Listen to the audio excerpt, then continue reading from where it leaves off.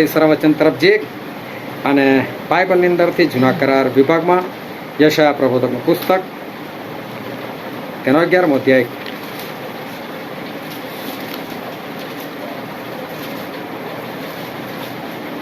615 નંબરનું પાનું, યશાયા પ્રબોધકનું પુસ્તક તેનો 11મો અધ્યાય ને આપણે વાંચીશું તેની પહેલી કલમથી લઈને તેની 9મી કલમ સુધી. યશાયા 11:1-9. યશાયના ઠૂઠામાંથી ફણગો ફૂટશે ને તેની જળમાંથી ઉગતી એક ડાળીને ફળ આવશે. યહોવાનો આત્મા સુબુદ્ધિ તથા સમજનો આત્મા, વિવેક બુદ્ધિ તથા પરાક્રમનો આત્મા, જ્ઞાન તથા યહોવાના ભયનો આત્મા તેના પર રહેશે. તે યહોવાના ભયમાં હરખાશે અને પોતાની આંખે જોયા પ્રમાણે તે ઇન્સાફ કરશે નહીં, ને પોતાના કાને સાંભળ્યા પ્રમાણે તે નિર્ણય કરશે નહીં, પણ ન્યાયીપણાથી તે નિરાધારનો ઇન્સાફ કરશે ને નિષ્પક્ષપાતપણે તે દેશના દિનોના લાભમાં યથાર્થ નિર્ણય કરશે. અને પોતાના મોંની સોટીથી તે જુલમીને મારશે ને પોતાના હોઠોના શ્વાસથી તે દુષ્ટોનો સંહાર કરશે. ન્યાયીપણો તેનો કમરપટો અને વિશ્વાસુપણો તેનો કમરબંધ થશે. તે વખતે વરુ તથા હલવાન સાથે રહેશે, ચિત્તો લવારા પાસે સૂશે, વાછરડું, સિંહ તથા માતેલા ઢોર એકઠા રહેશે, અને નાનું છોકરું તેઓને દોરશે. ગાય તથા રીંછ સાથે ચરશે, તેઓના બચ્ચા ભેગા સૂશે, અને સિંહ ઢોરની પેઠે કડપ ખાશે. ધાવણું બાળક સાપના દર પર રમશે, ધાવણ છોડાવેલું છોકરું નાગના રાફડા ઉપર પોતાનો હાથ મૂકશે.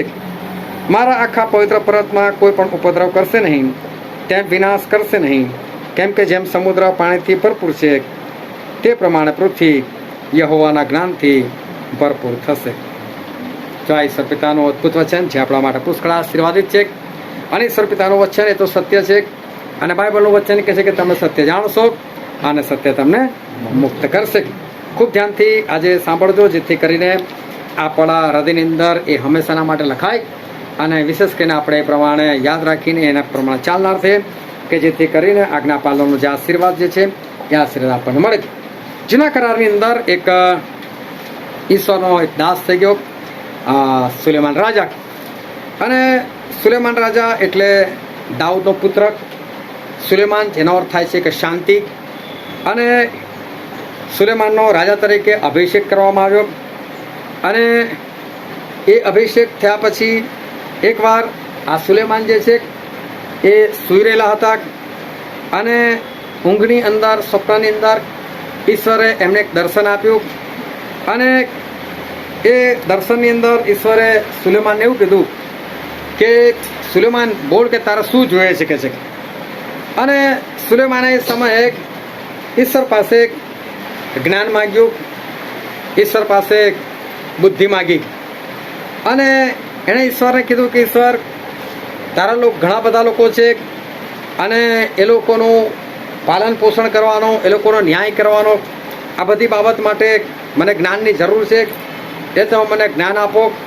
અને ઈશ્વરે આ સુલેમાન રાજાને એ પુષ્કળ જ્ઞાન આપ્યું. અને બાઇબલમાં નોંધવામાં આવ્યું કે સુલેમાન પહેલાં કે સુલેમાન પછી એના જેવો જ્ઞાની માણસ જે છે એ આજે પણ એ થયો નથી. અને ખૂબ જ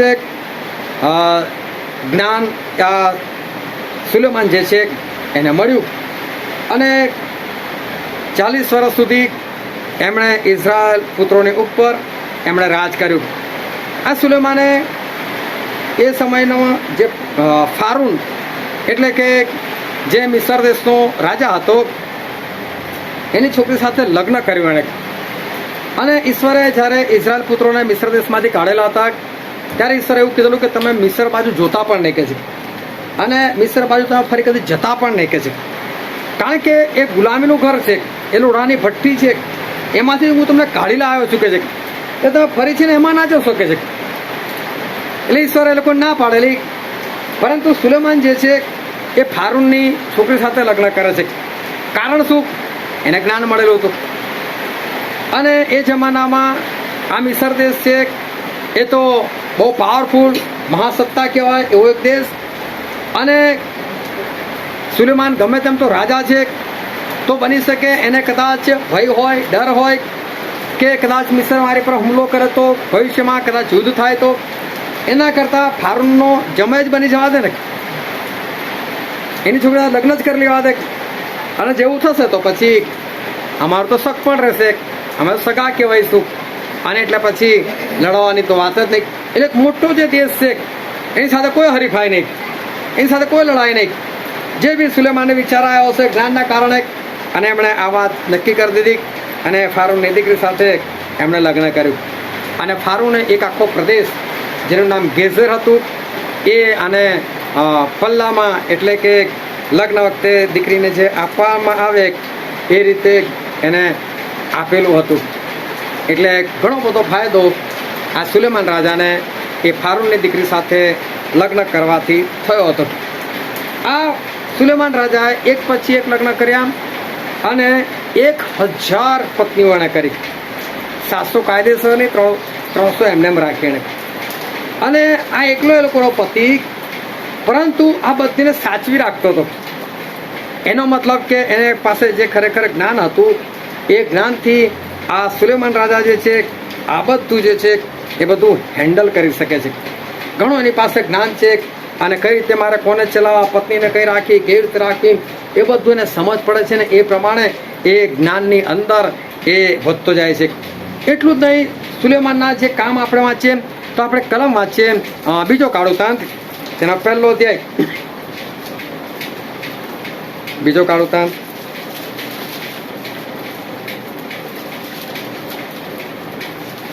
તેનો પહેલો અધ્યાય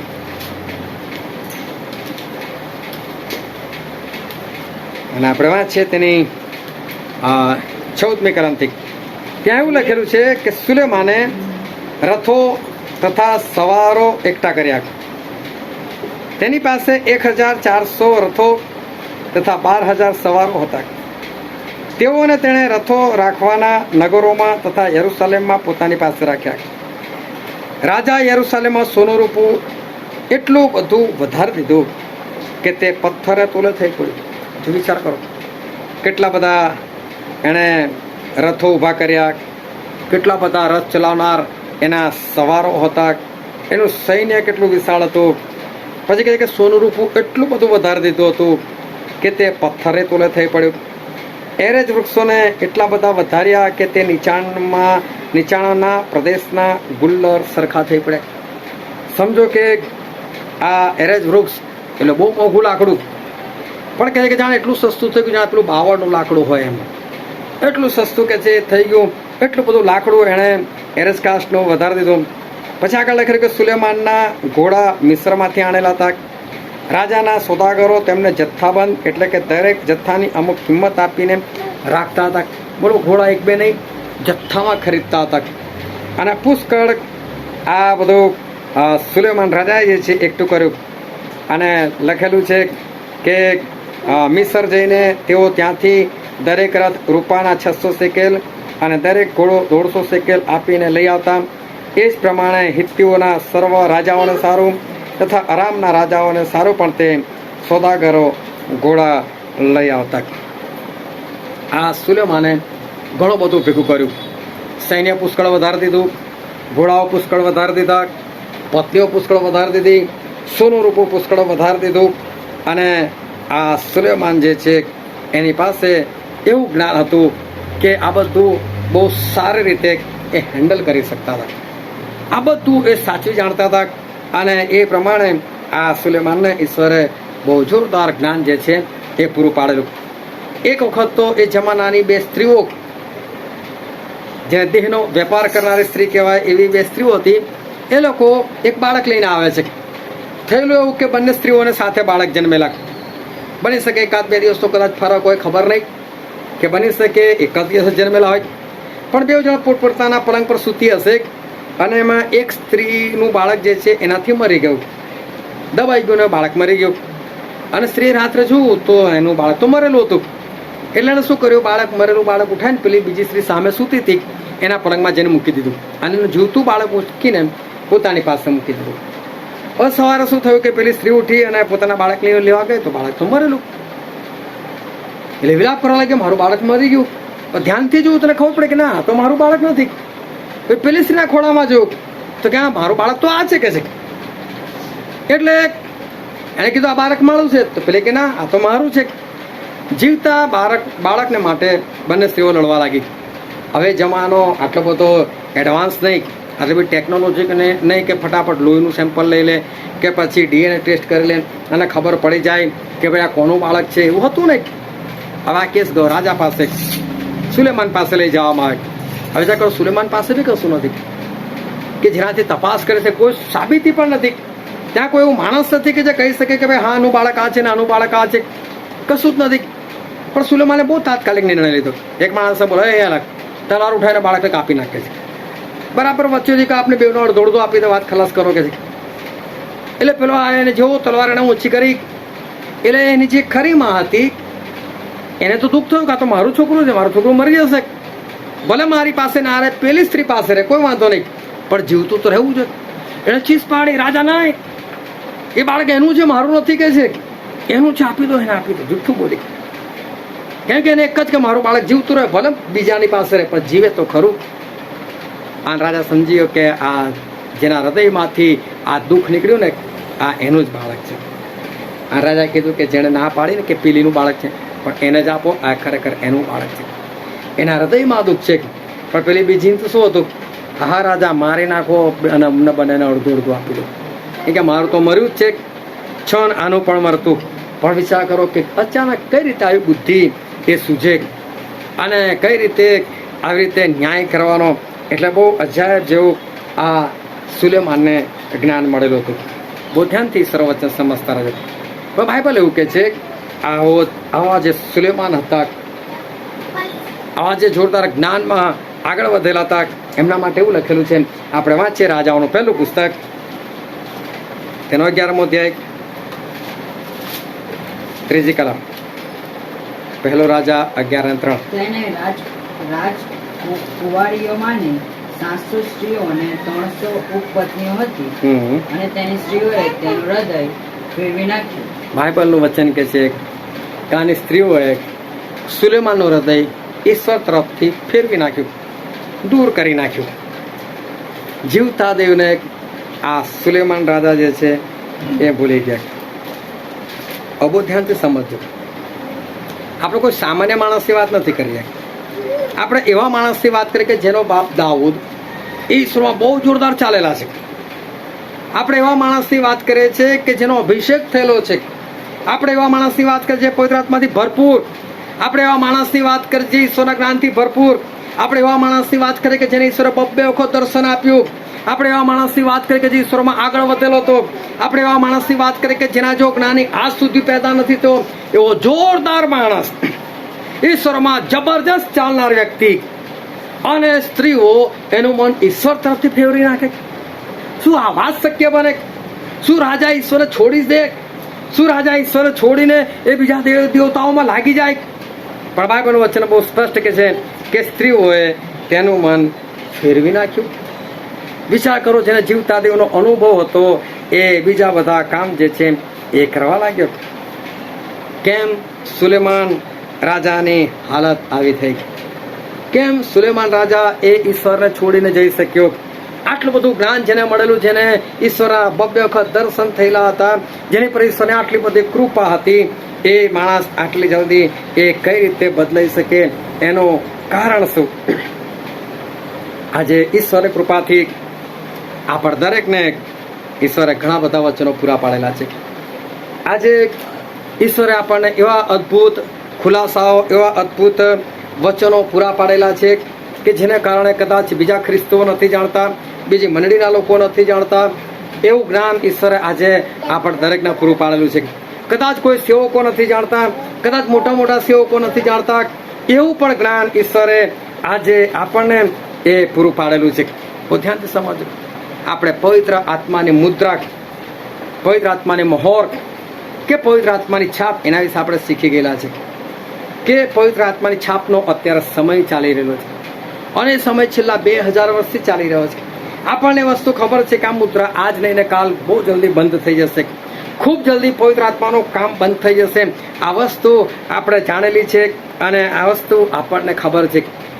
એ ખ્રિસ્ત વિરોધી જે ઊભો થવાનો હતો એને પવિત્ર આત્માએ રોકી લીધો અને પવિત્ર આત્માએ એને કીધું કે હમણાં ઊભો રહે, જ્યાં સુધી હું મારા દેવના દાસોને તેના કપાળ પર મુદ્રા ના કરી લઉં જ્યાં સુધી મારા દેવના દાસો એના કપાળ પર એક નિશાન ના લગાવી દઉં પવિત્ર આત્માનું, ત્યાં સુધી ત્યારે કશું જ નહીં કરું. આ બાબત આપણે બાઇબલની અંદરથી આપણે શીખી ગયેલા છે. હું તમને એક સવાલ કરવા માંગુ છું કે શું આ બાબત જાણો છો કે નથી જાણતા? હા યા ના? જરા જોશથી બોલજો. હા યા ના? હે ને? આ વસ્તુ તમે જાણો છો. આ વસ્તુ આપણે બહુ સારી રીતે આપણે શીખેલા છે કે પવિત્ર આત્માની મોહર મારવાનું કામ ચાલુ છે ને એ કામ લગભગ પતવાયું છે. બની શકે કદાચ આજે પણ પૂરું થઈ જાય. બીજી બાબત રેપ્ચર, એટલે કે મંડળીનું ગગનમાં ઉઠાવી લેવું, એના વિશે પણ આપણે જાણીએ છીએ કે મંડળી જે છે એ આકાશમાં ઉઠાવી લેવાશે, પરંતુ જ્યારે ખ્રિસ્ત વિરોધી આવી ગયો હશે, એના 7 વર્ષ પૂરા થઈ ગયા હશે, કે ઈશ્વરે જે દાડા ઓછા કરવાની વાત કરે છે એ બધા દાડા એના પૂરા થઈ જશે, ત્યાર પછી આ મંડળીને ઉપર ઉઠાવી લેવામાં આવશે. એવું આપણે શીખી ગયેલા છે.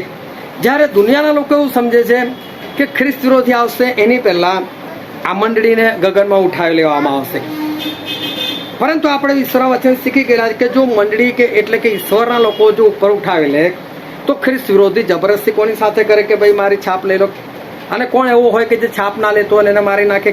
ત્યાં એવા કયા સંતો છે કે જેની સામે લડે? કારણ કે પ્રકટીકરણ 13:7 લખેલું છે કે ખ્રિસ્ત વિરોધી સંતોની સામે લડે છે ને એ લોકોને જીતી શકે છે, એ લોકોને મારી નાખી શકે છે. તો સંતો કોણ? એ કહે છે કે જબરદસ્તી લોકોની પાસે મૂર્તિ પૂજા કરાવે છે, જે ના કરે એ લોકોને મારી નાખવામાં આવે. તો પછી એ લોકો કોણ છે? જો ખરેખર ખ્રિસ્તના લોકો ઉઠાવી લેવામાં આવેલા છે તો આ બધા લોકો કોણ છે? અને બાઇબલની અંદર બહુ સ્પષ્ટ એક લખાણ લખેલું છે, 2 થેસલોનિકી તેનો 2 અધ્યાય અને તેની 1, 2 અને 3 કલમ. 2 થેસલોનિકી 2 અધ્યાય 1, 2 અને 3 કલમ.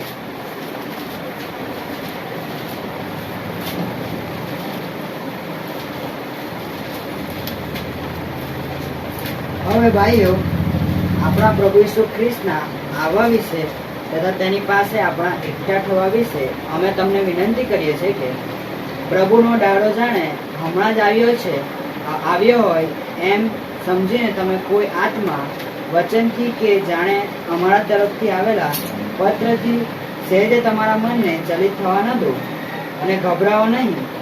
કોઈ માણસ કોઈ પણ પ્રકારે તમને ભમાવે નહીં, કેમ કે એમ થતા પહેલા ધર્મ ત્યાગ થશે તથા પાપનો માણસ એટલે વિનાશનો પુત્ર પ્રગટ થશે.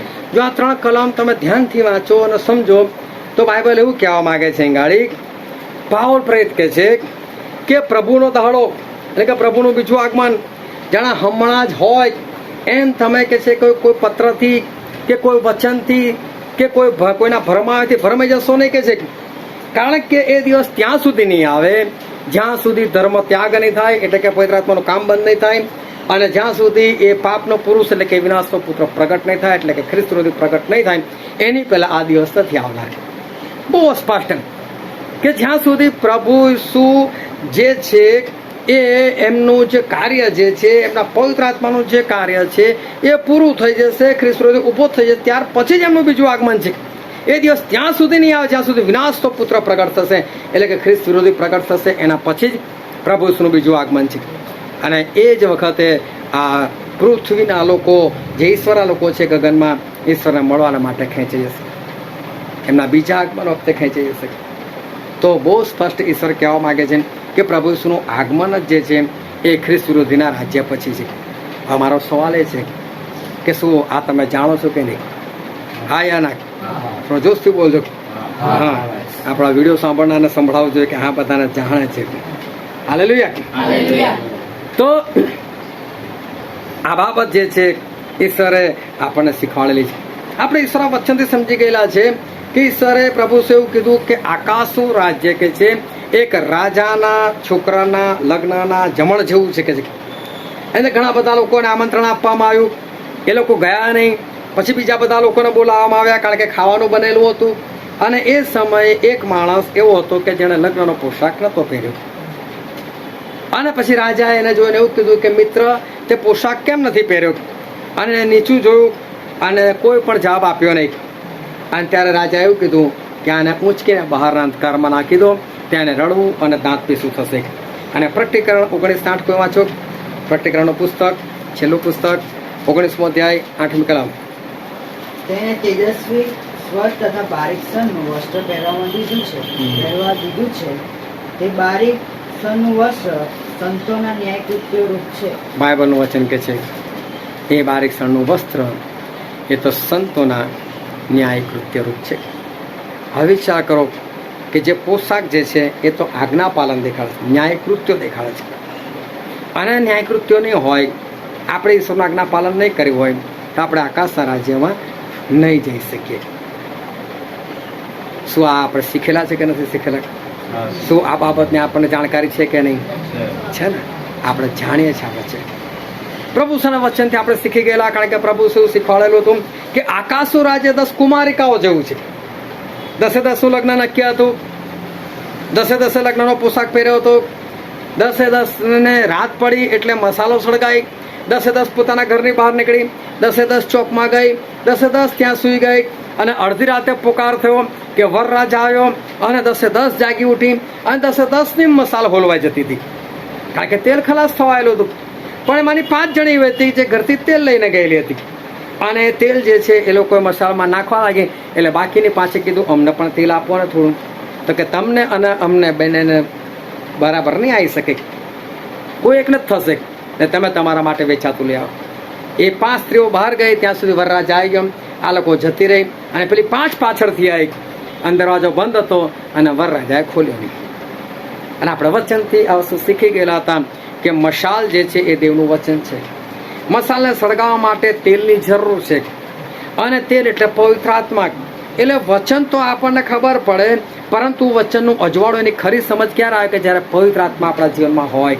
એટલે પવિત્ર આત્માથી જ્યારે ઈશ્વરનું વચન સમજે ત્યારે એ વચનનું અજવાળું, જે ગીતશાસ્ત્ર 119 105 લખેલું છે કે પ્રભુ તમારું વચન મારા માટે દીવા સમાન અને મારા માર્ગને માટે અજવાળા સમાન છે.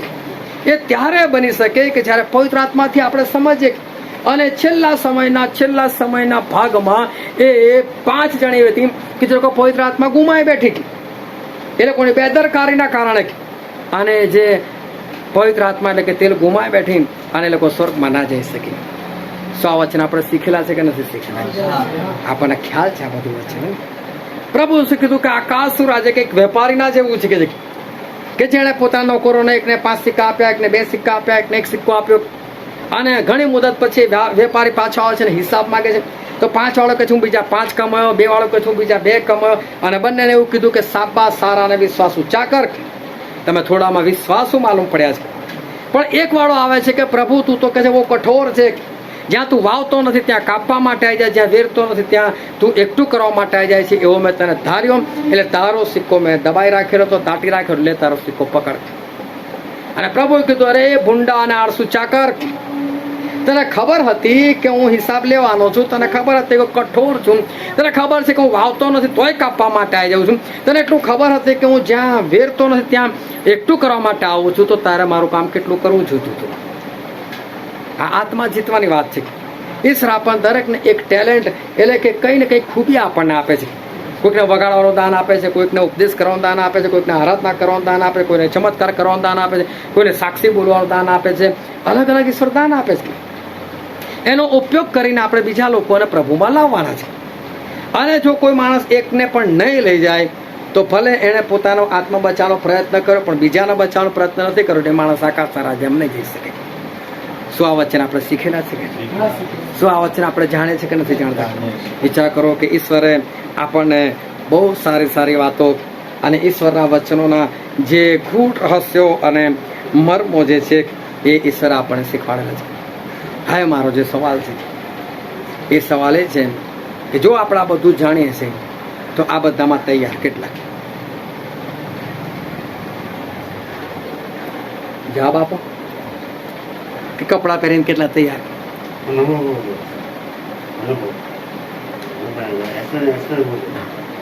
કપડાં પહેરીને કેટલા જણા તૈયાર?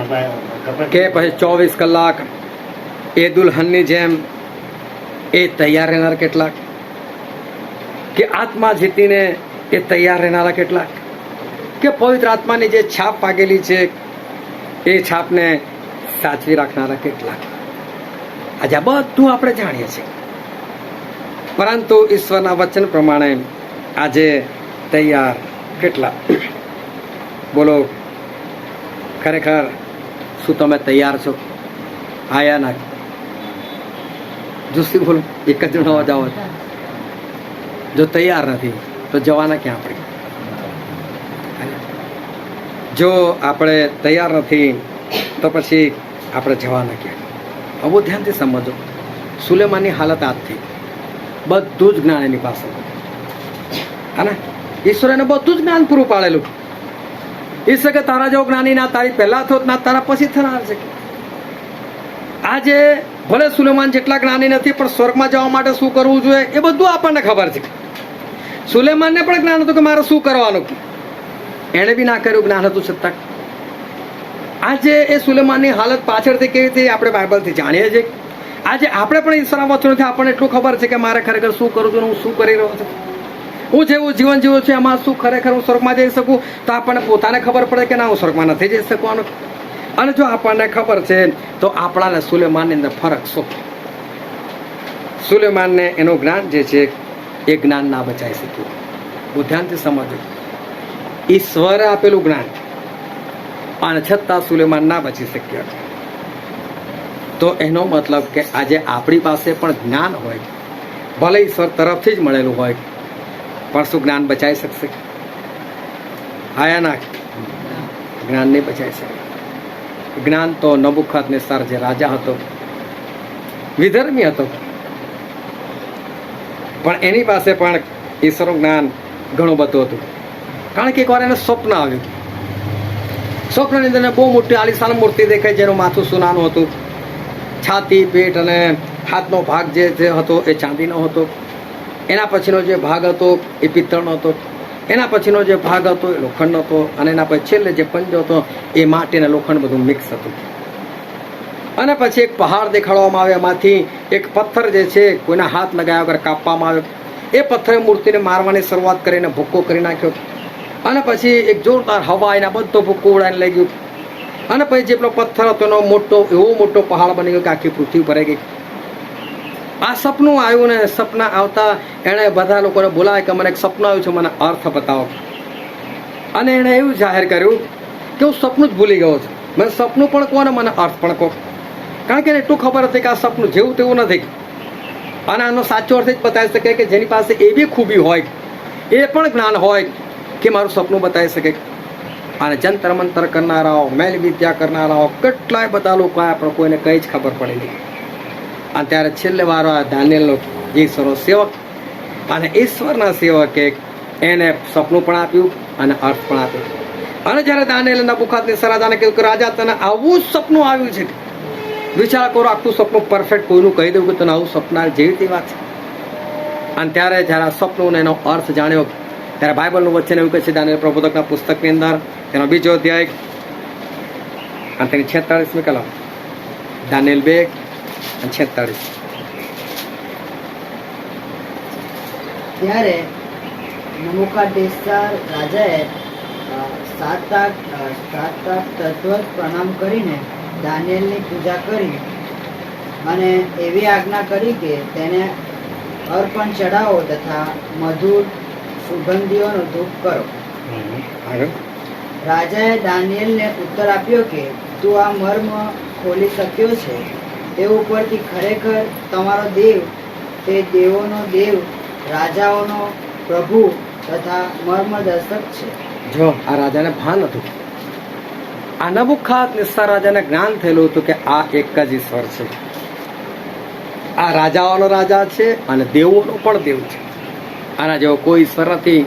એવું જ્ઞાન આ નબુકદનેસ્સરને પણ થયેલું. એટલું જ નહીં, એના પછી ફરી એક વખત એવું થયું કે આ રાજા મૂર્તિ બનાવી અને કીધું જે કોઈ આ મૂર્તિની પૂજા ના કરે ને એને આગની ભઠ્ઠીમાં નાખવામાં આવશે.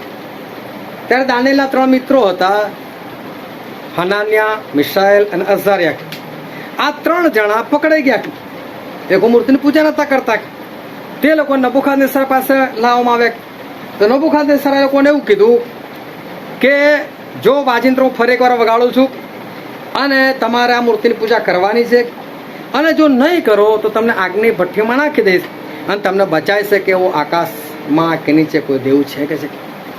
એ અગ્નિની ભઠ્ઠીમાંથી કોઈ બચાવી શકે એવો દેવ ખરો કે છે?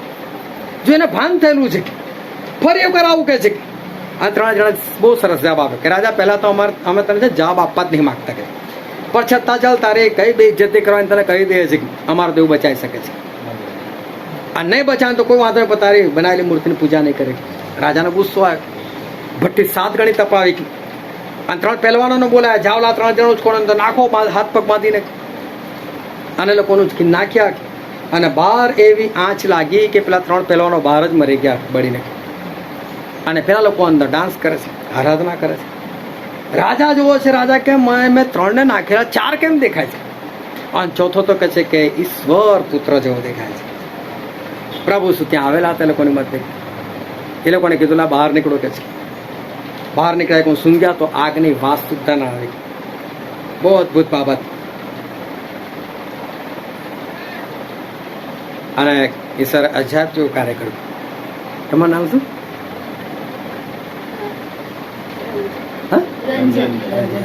કેમ દૂરો કાપી નાખી? અચ્છા, ચલો ઈશ્વરનો આભાર. તો ખરેખર ઈશ્વર બહુ આપણા અદભુત છે અને કામ કરે છે. દૂરાથી કશું થતું નથી ને. હા, પણ ઈશ્વર એમને જે કંઈ ભાન કરાવ્યું ને એમને ચાલુ મિટિંગને કાઢી કાપી નાખ્યો. મને આનંદ થયો. Praise the lord. તો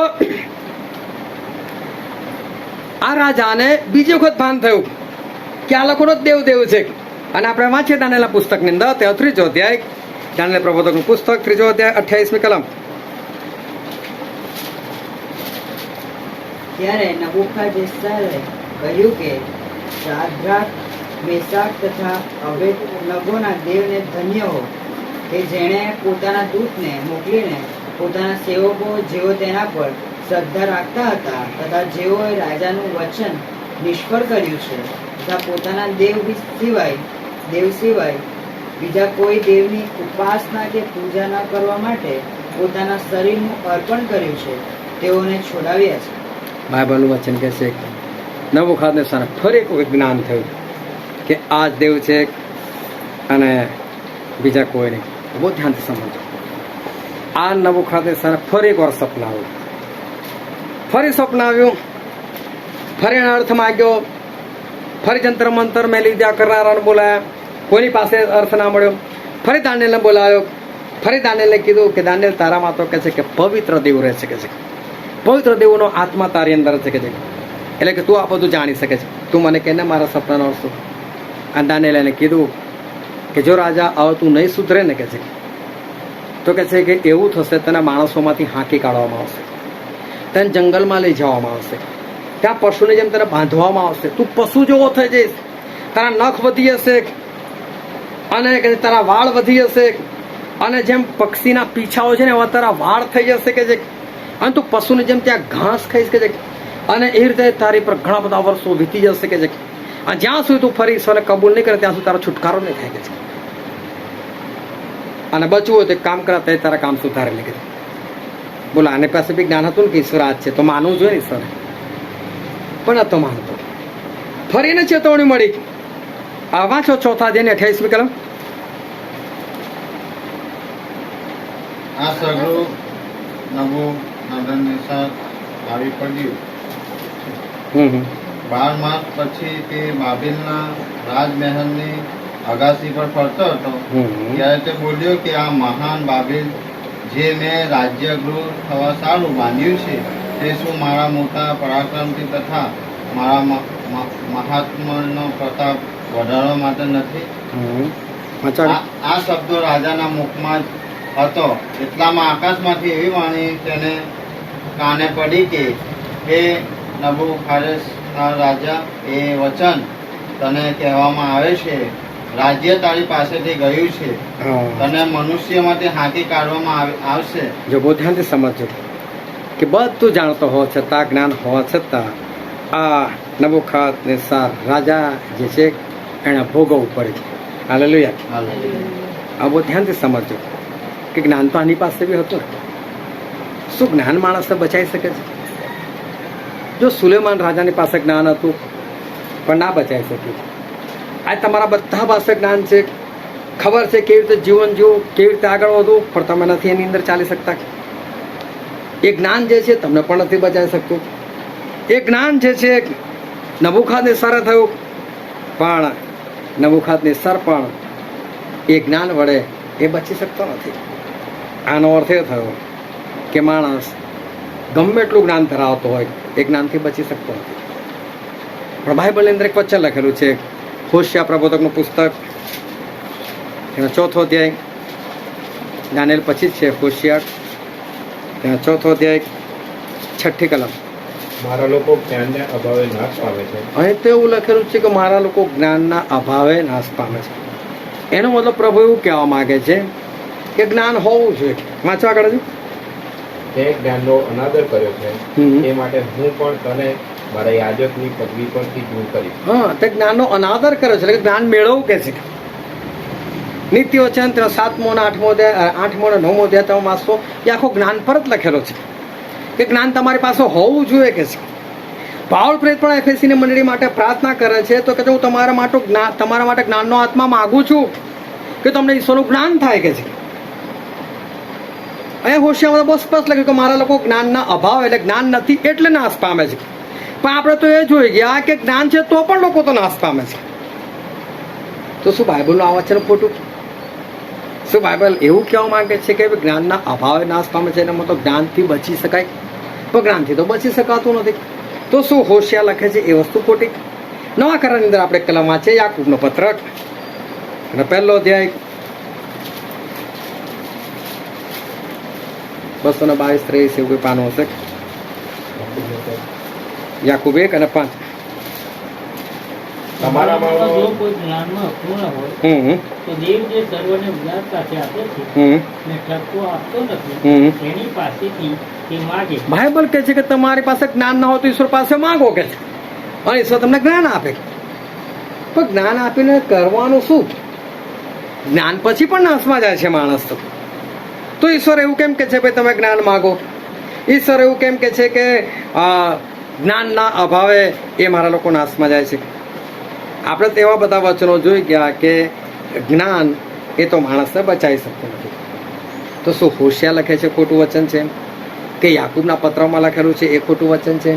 કે નીતિ વચન 8મા અધ્યાયની અંદર જે જ્ઞાન વિશે વારંવાર લખેલું છે, શું એ બધું ખોટું છે? શું જ્ઞાન ખરેખર એ માણસને નાશમાં જ લઈ જાય છે? શું ખરેખર જ્ઞાન જે છે એ માણસના નાશનું કારણ છે? બહુ ધ્યાનથી સમજજો. જ્ઞાનથી નાશ થાય છે કે પછી જ્ઞાનથી બચાય છે? કઈને બધા ધ્યાન એ રાખો. ઈશ્વર આપણી મધ્ય છે, આપણે ઈશ્વર જ માનને મહિમા આપે. જ્ઞાન જે છે શું એનાથી બચાય કે પછી જ્ઞાન આપણને નાશમાં લઈ જાય છે? ખરેખર સાચું શું? આનો જવાબ જે છે તમે શાંતિથી સાંભળતા રહેજો. તો આનો જવાબ જે છે એ આગળ ઈશ્વર આપણને આપનાર છે, માટે ખાસ એ ધ્યાન રાખજો. હવે આપણે આ સંસારના પૃથ્વીના અંતિમ સમયના પણ અંતિમ ભાગની અંદર આપણે આવી ગયેલા છે. બહુ ધ્યાનથી આવું વચન સમજો કે હવે જે ઈશ્વર તમારી સાથે વાત કરનાર છે અને હવે ઈશ્વર જે તમને જ્ઞાન આપનાર છે એ બહુ અદ્ભુત છે. અને એ જ્ઞાન જે છે એ દુનિયાના લગભગ મારા અંદાજથી 99% લોકોને જાણતા હોય એવું ઈશ્વર કંઈક આજે આપણી આગળ જે છે એ પીરસવા માંગે છે. આના માટે બહુ ધ્યાનથી ઈશ્વર વચન સમજો કે આપણે અંતિમ સમયના પણ અંતિમ ભાગની અંદર આપણે આવી પહોંચેલા છે. અને પ્રભુ ઈસુ ખ્રિસ્તે જ્યારે આ પૃથ્વીના અંતની જે નિશાનીઓ આપી એ નિશાનીઓ વિશે બાઇબલમાં એવું લખેલું છે. આપણે વાંચીએ માથીની લખેલી સુવાર્તા તેનો 24મો અધ્યાય, માથી 24, અને આપણે વાંચીએ તેની 15મી કલમથી લઈને તેની 18મી કલમ. એ માટે ઉજ્જળની અમંગળપણાની નિશાની જે સંબંધી દાનિયેલ પ્રબોધકે કહેલું છે કે તેને જ્યારે તમે પવિત્ર જગાએ ઉભેલી જુઓ જે વાંચે છે તે સમજે. ત્યારે તેઓ યહૂદિયામાં હોય તેઓ પહાડ પર નાસી જાય, ધાબા પર જે હોય તે પોતાના ઘરમાંનો સામાન લેવાને ન ઉતરે, અને ખેતરમાં જે હોય તે પોતાનું લુગડું લેવાને પાછો ન ફરે. બાઇબલનું વચન એવું કે છે, ધ્યાનથી સમજો કે જ્યારે ઉજ્જળની અમંગળપણાની નિશાની એટલે કે ખ્રિસ્ત વિરોધી જે પ્રભુ શ્રીનામ લઈને આવનાર છે, જે પોતાને ખ્રિસ્ત જાહેર કરનાર છે, પણ ખરેખર છે ખ્રિસ્ત વિરોધી, એની વાત લખી. એને જ્યારે તમે પવિત્ર જગ્યા પર ઊભી રહેલી તમે જુઓ કે છે, ત્યારે પછી પ્રભુ એવું કહે છે કે જે વાંચે તે સમજે કે છે. અને પ્રભુ એવું કહેવા માગે છે કે ત્યારે જેઓ યહૂદિયામાં હોય એ લોકો પહાડોમાં ભાગી જાય, જે ધાબા પર હોય એ પોતાનો એ સામાન લેવા માટે નીચે ના ઉતરે, અને જે ખેતરમાં કામ કરતો હોય એ ત્યાંથી જ ભાગી જાય, પોતાનું કપડું પહેરવા માટે ના રહે. બહુ ધ્યાનથી સમજજો. પહેલી વસ્તુ તો આપણે યહૂદિયામાં જ નહીં, આપણે ક્યાં યહૂદિયામાં છે? તો અમે તો બધા અંકલેશ્વરમાં છો, બરાબર. બીજી વસ્તુ ધાબાની વાત કરી છે. જે ઘરમાં બેઠા ત્યાં તો ધાબું જ નથી, બરાબર છે. કદાચ બીજાના ઘરમાં ધાબુ હશે, પણ અત્યારે આપણે જે જગ્યા પર ભેગા ત્યાં તો ધાબુ પણ નથી. ત્રીજી વસ્તુ લખ્યું છે ખેતર. તો મારા ખ્યાલ મુજબ ખેતર બી કોઈ પાસે નથી. હા ને, હવે આપણે શું કરવાનું? ચલો, યહૂદિયામાં હોત તો આપણે ભાગી જતા પહાડ પાસે, ધાબુ હોત તો ધાબા પરથી નીચે ના ઉતરતા, ત્યાંથી આપણે પાછળ જમ્પ મારીને ભાગી જતા. ખેતરમાં હોત તો આપણું કપડું પહેરવાના રહેતા જતા. પણ આપણી પાસે ત્રણમાંથી એક એવી વસ્તુ નહીં. હા ને, બાઇબલમાં લખેલી વસ્તુ આપણી પાસે નહીં, તો આપણે કરવાનું શું? યહૂદિયા એટલે કે એવી જગ્યા જ્યાં પ્રભુ પર પ્રેમ કરનાર લોકો રહેતા હતા. હા, જો તમે પ્રભુ પર પ્રેમ કરો છો તો આ જગ્યા એ યહૂદિયા સ્થાન હતું. પહાડોમાં તમે ભાગી જાઓ. પહાડ એક એવી જગ્યા છે જ્યાં ધરતીકંપની અસર નથી થતી, જ્યાં ગમે તેવું આંધી તુફાન આવે તો પહાડને ડગાઈ નથી શકતું. એટલે પહાડ એક એવી જગ્યા છે ને કે એની ગુફામાં તમે જતા રહો, ત્યાં બધી બાબતથી તમારું રક્ષણ થાય. એટલે સૌથી પહેલાં તો ઈશ્વર તમને કહેવા માંગે, જો તમે પ્રભુ પર પ્રેમ કરો છો અને જો આ પરિસ્થિતિ ઊભી થાય ને, તમારે ભાગી જવાનું. સુરક્ષિત જગ્યા પર પહાડોમાં તમારે ભાગી જવાનું. બીજી બાબત એવું કહે છે કે તમે ધાબા પર હોવ, એટલે કે તમે કદાચ કોઈ કામથી ગયા છો તો ઘરમાં સામાન લેવા માટે ના ઉતરતા, છોડી દેજો સામાન, પણ તમે ત્યાંથી ભાગી જજો. અને ત્રીજી વસ્તુ કે તમે કદાચ ખેતરમાં કામ કરો છો તો પેલા પુરુષો શું કરે કે પરસેવો બધું થતું એટલે કપડાં કાઢીને એક બાજુ મૂકી દે, અને પછી એ લોકો ખેતી કામ કરે, અને પછી બધું પતે ને ફરી પાછા કપડાં પહેરીને પોતાના ઘરે આવે. તો કે જો તમને ખેતરમાં ખબર પડે ને કે છે ત્યાં મજૂરી કર્યા ત્યાં ખબર પડે, કપડું પણ પહેરવાના રહેતા. ઈશ્વર એવું કહેવા માંગે છે કે આ પરિસ્થિતિ એટલી બધી ભયંકર છે ને કે તમારે ભાગી જવાનું. આ બહુ ધ્યાનથી સમજો. કદાચ માની લો ભલે ખેતર નથી, પણ માની લો તમારી પાસે ખેતર છે અને તમે 2 કે 4 જણા ખેતર અંદર કામ કરી રહ્યા છો, અને અચાનક જ ખબર પડી કે આ પરિસ્થિતિ ઊભી થઈ, ખ્રિસ્ત ઊભો થઈ ગયો, તો પ્રભુ શું કપડું બી પહેરવા ના રહેતા, તમે ભાગી જાઓ. એનો મતલબ ભાગવાનું છે. તો તમે આજુબાજુવાળા કોને કહેવાનો હોય આ બાજુ ભાગજે કે પેલી બાજુ ભાગજે? તમે કદાચ ધાબા પર છો પણ તમારા કુટુંબના 2 જણા તો ઘરની અંદર છે, તમારે નીચે નથી ઉતરવાનું, તો તમારે તો ઉપરથી બૂમા પડે, ભાગોલા, સમય નથી, ઈશ્વર સમય આવી ગયો, ભાગો, એથી ભયંકર સમય આવી ગયો, ભાગો. તમે ભાગી જાઓ. તમે કદાચ આ જગ્યા પર રહો છો, સમજો આ યહૂદિયા જ છે, તમારે પહાડોમાં ભાગી જવાનું છે, પણ કયો પહાડ અને કઈ જગ્યા પર તમે ભાગો? આ તો અત્યારે મિટિંગમાં આપણે ભેગા થયેલા, પણ તમે પોતપોતાના ઘર હોય પરિસ્થિતિ ઊભી થાય, તમે કઈ જગ્યા પર ભાગો? ફોન તો લઈ જઈ શકવાના નથી, એ ફોન હશે તમે પકડાઈ જશો, તો તમે કોઈનો કોન્ટેક્ટ નહીં કરી શકો. બરાબર? તો તમે ત્યાં કોને શોધશો? તમારી મમ્મીને શોધશો, તમારા બાળકને શોધશો, તમારા ભાઈને શોધશો, તમારી બહેનને શોધશો, તમારા બીજા સંગતીઓ શોધશો, તમે કોને શોધશો? અત્યારે તો પૂછો, આ ઘરની અંદર કદાચ 4 દરવાજા હોય ને અચાનક કોઈ આપણી પર આવી ચડે, બરાબર, નક્કી છે કે તમે કયા દરવાજામાંથી ભાગશો? પણ જે હાથમાં આવ્યું ભાગવાનું જ છે ને, તો કઈ જગ્યાએ જવાના તમે? એનો મતલબ એવો થયો કે જો તમારા જીવનમાં એવી પરિસ્થિતિ આવીને ભાગવાની, તો તમે મર્યા સમજો, ભાગવાથી નહીં બચાય. કેમ? ખબર નથી કે આ ભાગો, તો અચાનક અફડાતફડી થઈ ગઈ, તમે ભાગ્યા છે. મને આજે બી યાદ છે, હું કિશોરાવસ્થામાં હતો, કદાચ 17-18 વર્ષનો હતો, અને હું મારા બે મિત્રો અમે સાયકલ પર 3 સવારે સિટીમાં ગયેલા વડોદરાની અંદર, અને અચાનક જ તોફાન થયું, કંઈક હુલ્લડ થઈ ગયું, કંઈ 2 કોમ વચ્ચે આમ તેમ પથ્થર મારો થઈ ગયો, ભાગ થઈ ગયો. અમને કશું ખબર જ નથી. 3 જણ છૂટા પડી ગયા, જેને જે રસ્તો હાથમાં રસ્તા પર ભાગ્યા. પણ એટલું કે અમારા ઘર તરફ જે રસ્તો જતો ત્યાં પછી અમે લોકો એકબીજાને રાહ જોતા ઊભા થઈ ગયા એ બીકથી કે ઘરે જઈશું ને તો ઘરે બધાને કહો કે 3 જણા નીકળે એકલો કેમ આવે, જવાબ શું આપે, એટલે જ જગ્યા પર ઊભા થઈ ગયા. અને ત્યાં ગાડી શાંતિ હતી એટલે. પણ આ તો શાંતિ જ નથી. તમે કઈ જગ્યાએ ઊભા રહો, તમે કોની રાહ જોવાના, અને તમે એકલા પડી ગયા તો ખાશો શું ને કોની સાથે શું વાત કરશો ને કેવી રીતે જીવશો. હવે આ તો પહેલેથી જ લખેલું છે ને, એ ઘટના બન્યા પહેલા લખેલું છે. તો પ્રભુ શું કહેવા માંગે છે, આ બંનેને ભાગવું પડે ને એની પહેલા એક થાવ. હાલેલુયા. પ્રભુ એવું નથી કહેતા કે જ્યારે આવું થાય ત્યારે ભાગો. પ્રભુ ખરેખર એ કહેવા માંગે છે કે તમારે ભાગવું ના પડે એના કરતા પહેલેથી આ સમય તો આવવાનો જ છે. તો સમય પહેલા તમારી જગ્યા ઠેકાણે કરેલો ને, સમય પહેલા જગ્યા શોધી લો ને, સમય પહેલા ત્યાં શિફ્ટ થઈ જાઓ ને, સમય પહેલા બધા એકતામાં જોડે જાઓ ને. પ્રભુ આ કહેવા માંગે. અને છતાં જો આપણે બધું જાણીને પણ આપણે ના થઈ શકતા હોય તો આ જ્ઞાન શું કામનું? આ જ્ઞાન આપણે શું બચાવવાનું? જો આપણને આ બધું ખબર છતાં આપણે એક ના થઈ શકતા હોય તો પછી આપણે શું કરી શકીએ? આ જ્ઞાન જે છે એ જ્ઞાન આપણને બચાવવાનું નથી. અને પછી માથીની સુવાર્તા જે વાંચતા હતા 24મો અધ્યાય અને તેની 19 અને 20મી કલમ વાંચો. અને તે દિવસોમાં જેઓ ગર્ભવતી હોય, હા, જેઓ દોડાવતી હોય તેઓને અફસોસ. જો શું કહે છે બાઇબલ? શું કહે છે બાઇબલ? એ સમયમાં જેઓ ગર્ભવતી હોય એ લોકોને અફસોસ. કેમ અફસોસ?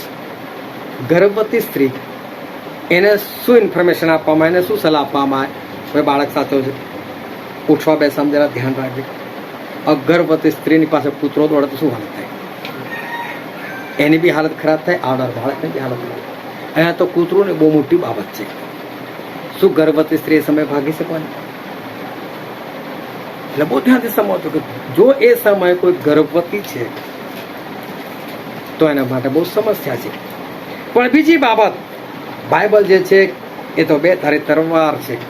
એટલે 2 બાજુનું શિક્ષણ આપણને આપે છે, દૈહિક અને આત્મિક. અને યાકૂબના પત્રમાં એવું લખેલું છે, યાકૂબનો પત્ર તેનો 1લો અધ્યાય 15મી કલમ. પછી દુર્વાસના ગર્ભ ધરીને પાપને જન્મ આપે છે. દુર્વાસના ગર્ભ ધરીને પાપને જન્મ. 14મી કલમથી વાંચો, થોડો ખ્યાલ આવે બધાને. પણ દરેક માણસ પોતાની દુર્વાસનાથી ખેંચાઈને તથા લલચાઈને પરીક્ષામાં પડે છે. હા, બાઇબલ કહે છે દરેક માણસ પોતાની દુર્વાસના. દુર્વાસના એટલે પ્રબળ ઈચ્છા.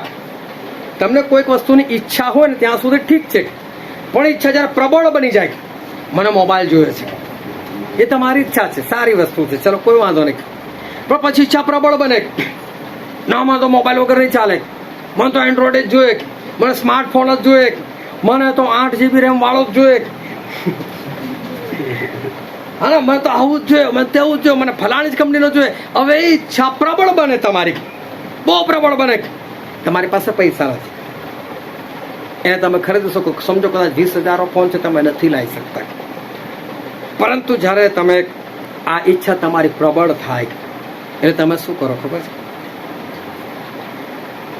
એ ઈચ્છા, એ દુર્વાસના શું કહે છે બાઇબલ? એ ગર્ભ ધરે છે અને પાપને જન્મ આપે છે. હવે બાય ચાન્સ તમે કોઈકના ઘરે ગયા, અને જો તમે કોઈકના ઘરે ગયા અને પેલા લોકોએ કદાચ 20,000 રૂપિયા ખાટલા પર મૂકેલા છે. હવે પેલા તો બિલકુલ નિર્દોષ લોકો તો મૂકવા ખાતર મૂકેલા છે ને, એ સમય તમારે એન્ટ્રી પડીને કદાચ કોઈ રસોડામાં ગયા છે, કોઈ જોતું નથી, એટલે શું દેખાશે? મારો ફોન આવી જશે. હા, કેમ? પ્રબળ ઈચ્છા છે તમારી. ઈચ્છા છે ત્યાં સુધી તમે વાંધો નહીં. ઈચ્છા હશે ને, ઓ બહેન આવી તો પૈસા મૂકવાના. પણ જો તમારી ઈચ્છા બહુ પ્રબળ, જોયો છે, મારો જોયો છે, શું કરું શું કરું, તમારા સતત રાત દિવસ તમારા મગજની અંદર વિચારો ચાલે છે, તો 20,000 શું થશે તમારા ખિસ્સામાં? હજુ બી તમારી ઈચ્છા પ્રબળ છે, તમે ત્યાંથી જશો દુકાને, આરામથી ખરીદી રહેશો. ચોરી થઈ ગઈ, પેલા અમને યાદ આવ્યું કે ભાઈ જ્યારે મેં પૈસા મંગાતા તો ફલાણી જગ્યાએ આલી, ભાઈ તમે લીધા કેમ? તમે મારી પસંદ છે. આટલા વર્ષ તો મારે ઘર આવતો મેં આવું કર્યું, બીજું જૂઠું આવ્યું, ચોરી પછી જૂઠું આવ્યું. એટલે બાઇબલ શું કહે છે? પ્રબળ ઈચ્છા. વાંચો તો ફરી આગળ 14. પછી પાપને જન્મ આપે છે.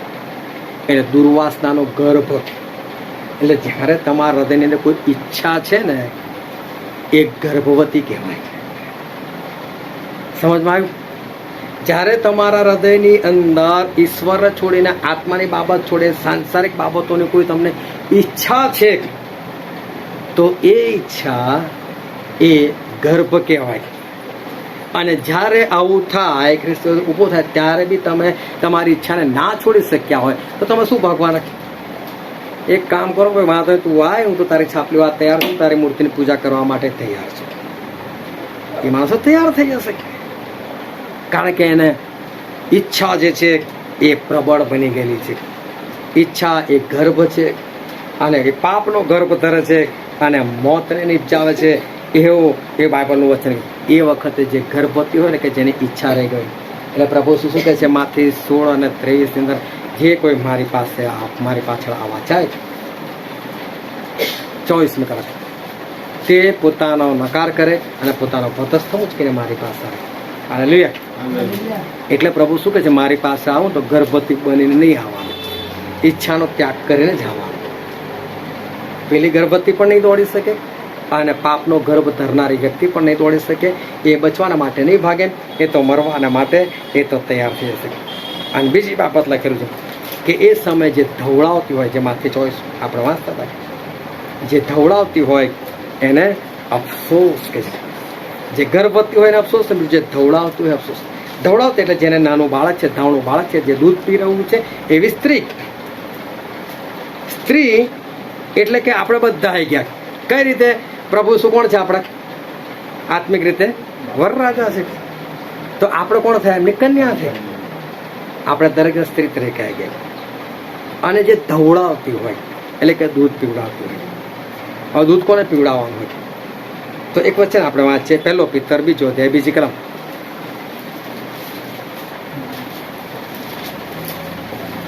1 પિતર 2 અને 2.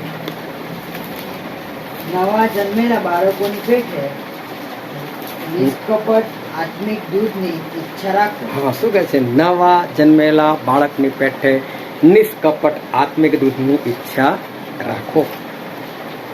હવે જો તમારા દ્વારા કોઈ વ્યક્તિ વિશ્વાસમાં આવેલું હોય, હજુ નવું જ આવેલું, તો આ બધી વસ્તુ શીખવાડેલી જ ના હોય.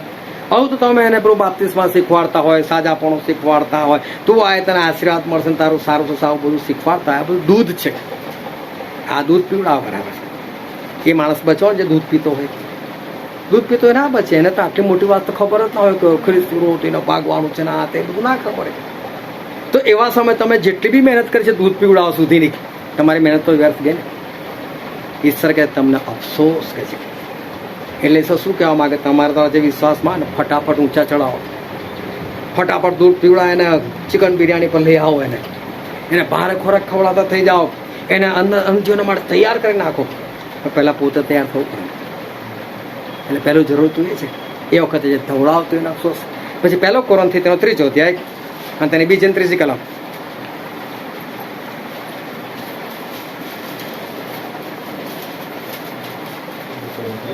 1 કોરિન્થી 3 અધ્યાય 2 અને 3 કલમ. મેં તમને દૂધથી પાડ્યો છે, મનથી નહીં, કેમ કે હજુ સુધી તમે સમજ નહોતા અને હમણાં પણ સમજ નથી. કેમ કે તમે હજી સાંસારિક છો, કેમ કે તમારામાં ઈર્ષા તથા કજિયો છે, માટે શું તમે સાંસારિક નથી? હા, જે લોકોના ઘરમાં હજુ લડાઈ છે, ઝઘડા છે, કંકાસ છે, આ તો દૂધ પીતા લોકો છે, એવું બાઇબલ કહે છે. કે જ્યારે બાઇબલના વચ્ચે તો આગળ ના વધી ગયો હોય, હજુ શું લડવામાં થોડો હોય. પણ જો તમારા ઘરમાં લડાઈ છે, ઝઘડા છે, કંકાસ છે, આ બધું ચાલી રહ્યું છે, તો તમે દૂધ પીતા બાળકો છો. આ દૂધ પીતું બાળક કદી પણ આકાશના રાજ્યમાં ના જઈ શકે, કારણ કે તૈયાર જ નથી. દૂધ પીતું બાળક ઉઠીને ભાગવાનું કે હું બચી જાઉં, એ ના બચી શકે. અને માટે આ બાબતે બહુ ખ્યાલ રાખજો કે લડાઈ ઝઘડા જે છે એ આપણા જીવનની અંદર એ બિલકુલ ના હોવા જોઈએ. અને પછી એમાંથી 24મો અધ્યાય આપણે વાંચતા હતા, તેની 20મી કલમ વાંચો તો. પણ તમારું નાશવું શિયાળામાં કે વિશ્રામવારે ન થાય તે માટે તમે પ્રાર્થના કરો. શું કે છે? તમારું નાશ શું કે છે? એ શિયાળામાં ના થવું જોઈએ. એનો મતલબ એવું કહેવા માંગે કે ખ્રિસ્ત છે શિયાળામાં ઊભો ના થવું જોઈએ. જો એ શિયાળામાં ઊભો થઈ ગયો અને તમારું ભાગવાન થયું તો શું શિયાળામાં ના ભગાય? હું તો જોઉં છું મોટા ભાગના લોકો જે લોકો કસરત કરા કે દોડવા કે શિયાળામાં જ વધારે નીકળે છે. એ દોડનારા તો વધારે શિયાળામાં દોડે છે ને. તો શું શિયાળામાં કેમ ઈશ્વર ના પાડે છે કે તમે શિયાળામાં ના દોડો? શિયાળામાં શું હોય ખબર? શું લાગે શિયાળામાં? હા, શિયાળામાં શું લાગે? ઠંડી લાગે આપણને. અને પ્રતિક્રમણ એવું લખ્યું છે, પ્રતિક્રમણ પુસ્તક 3 અધ્યાય 15-16 કલમ.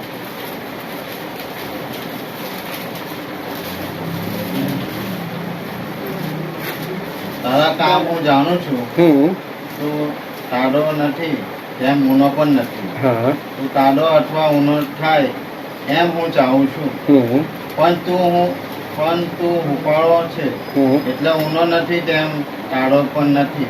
માટે હું તને મારા મોંમાંથી ઠોકી નાખીશ. જો પ્રભુ શું કહે છે કે તું છે ને ઢાળો એટલે કે ઠંડો પણ નથી અને ગરમ પણ નથી, ઊનો એટલે ગરમ પણ નથી, તું તો વચ્ચેનો છો, હું ફાળો છે કે છે. તો હું તને મારા મોંમાંથી ઠૂકી કાઢીશ. તું કાં તો ઠંડો રહે કાં તો તું ગરમ રહે, બેમાંથી એક હોય, કાં તો ઠંડો કાં તો બિલકુલ ગરમ. અને આપણે કલમ વાંચીએ ગીત શાસ્ત્ર 104 વાંચો.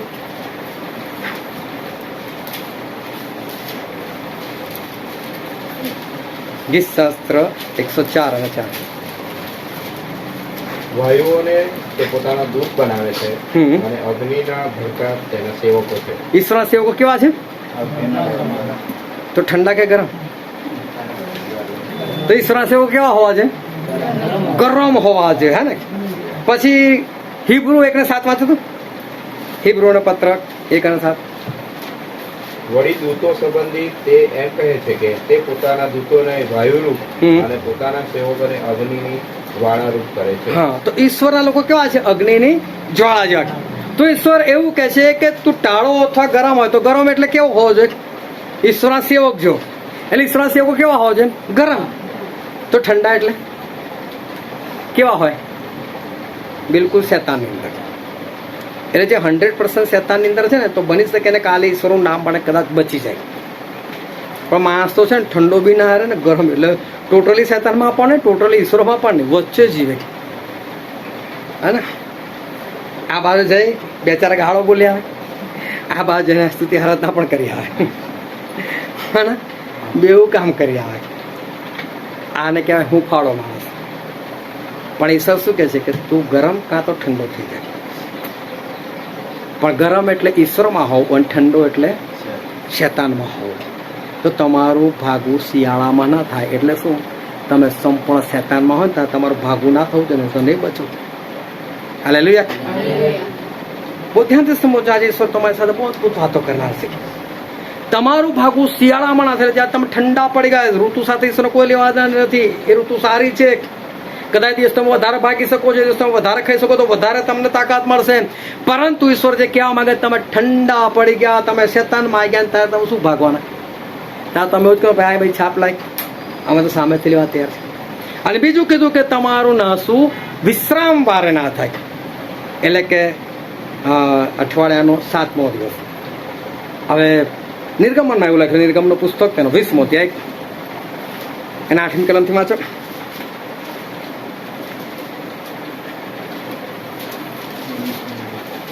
નિર્ગમન 20. સાબત દિનને પવિત્ર પાડવા. હા, સાબાત એટલે વિશ્રામ દિવસ. એને તું પવિત્ર પાડ. પાડવાને તું યાદ રાખ.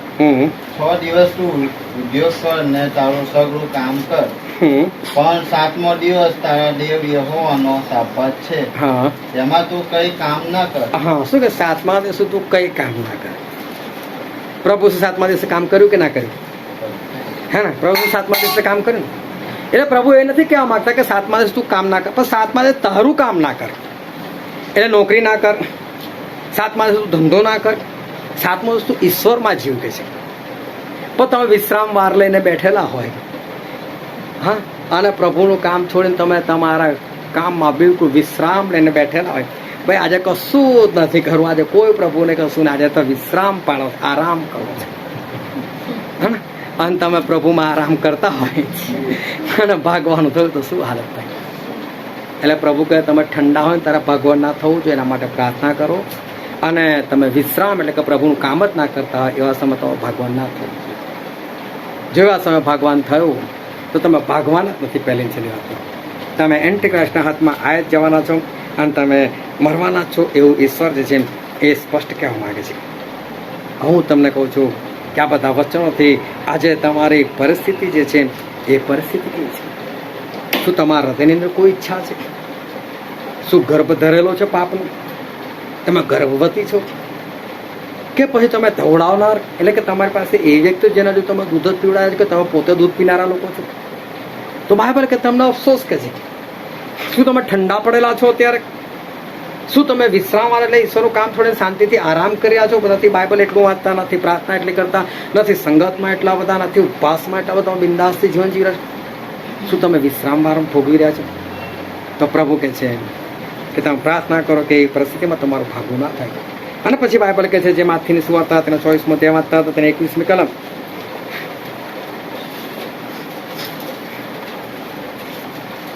કેમ કે તે વેળા એવી મોટી વિપત્તિ આવી પડશે કે તેના જેવી જગતના આરંભથી તે હમણાં સુધી થઈ નથી. હા, એ સમય એવી મોટી વિપત્તિ આવશે કે આજ સુધી થઈ નથી અને થશે પણ નહીં. જ્યારે ખ્રિસ્ત વિરુદ્ધ ઊભો થશે ને ત્યાર પછી જે પૃથ્વીની પરિસ્થિતિ બગડશે ને એની વાત છે. ઘણા વખત મેં તમને કીધું, એક શબ્દ મેં આપેલો તમને, ઇલ્યુમિનાટી. છે ને, કદી સર્ચ કરીને જોયું ઇલ્યુમિનાટી શું છે કે તમે જાણવાનો પ્રયત્ન કરો ઇલ્યુમિનાટી શું છે. હવે એક માણસ એણે લગભગ 10 મહિના સુધી ઇલ્યુમિનાટી પર શોધખોળ કરી. 10 મહિના સુધી રાતના 10 વાગે બેસી જાય, સવારના 4 વાગ્યા સુધી એટલી બધી વેબસાઇટ વાળા બધી શોધી કાઢીને એટલું બધું અંદર એણે સર્ફિંગ કર્યું, એટલું બધું એણે શોધ્યું અને એણે જે બધી માહિતીઓ બધી ભેગી કરી અને એની ઉપર ઇલ્યુમિનાટી વાળા એક ફોર્મ મોકલ્યું કે ભાઈ તને અમારામાં બહુ રસ છે કે છે, તો મારું બહુ શોધખોળ કરે છે, અમે જોઈ રહ્યા છીએ, એક કામ કર આ ફોર્મ ભર ને અમારો સભ્ય બન. પેલો માણસ ગભરાઈ ગયો.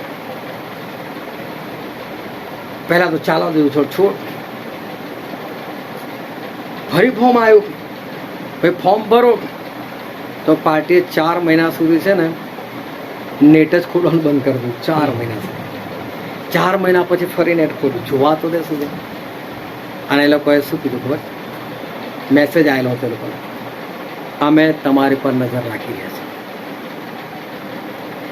અમે તમારી પર નજર રાખી રહ્યા છીએ. બોલો, એ તો એના ઘરમાં કરે છે.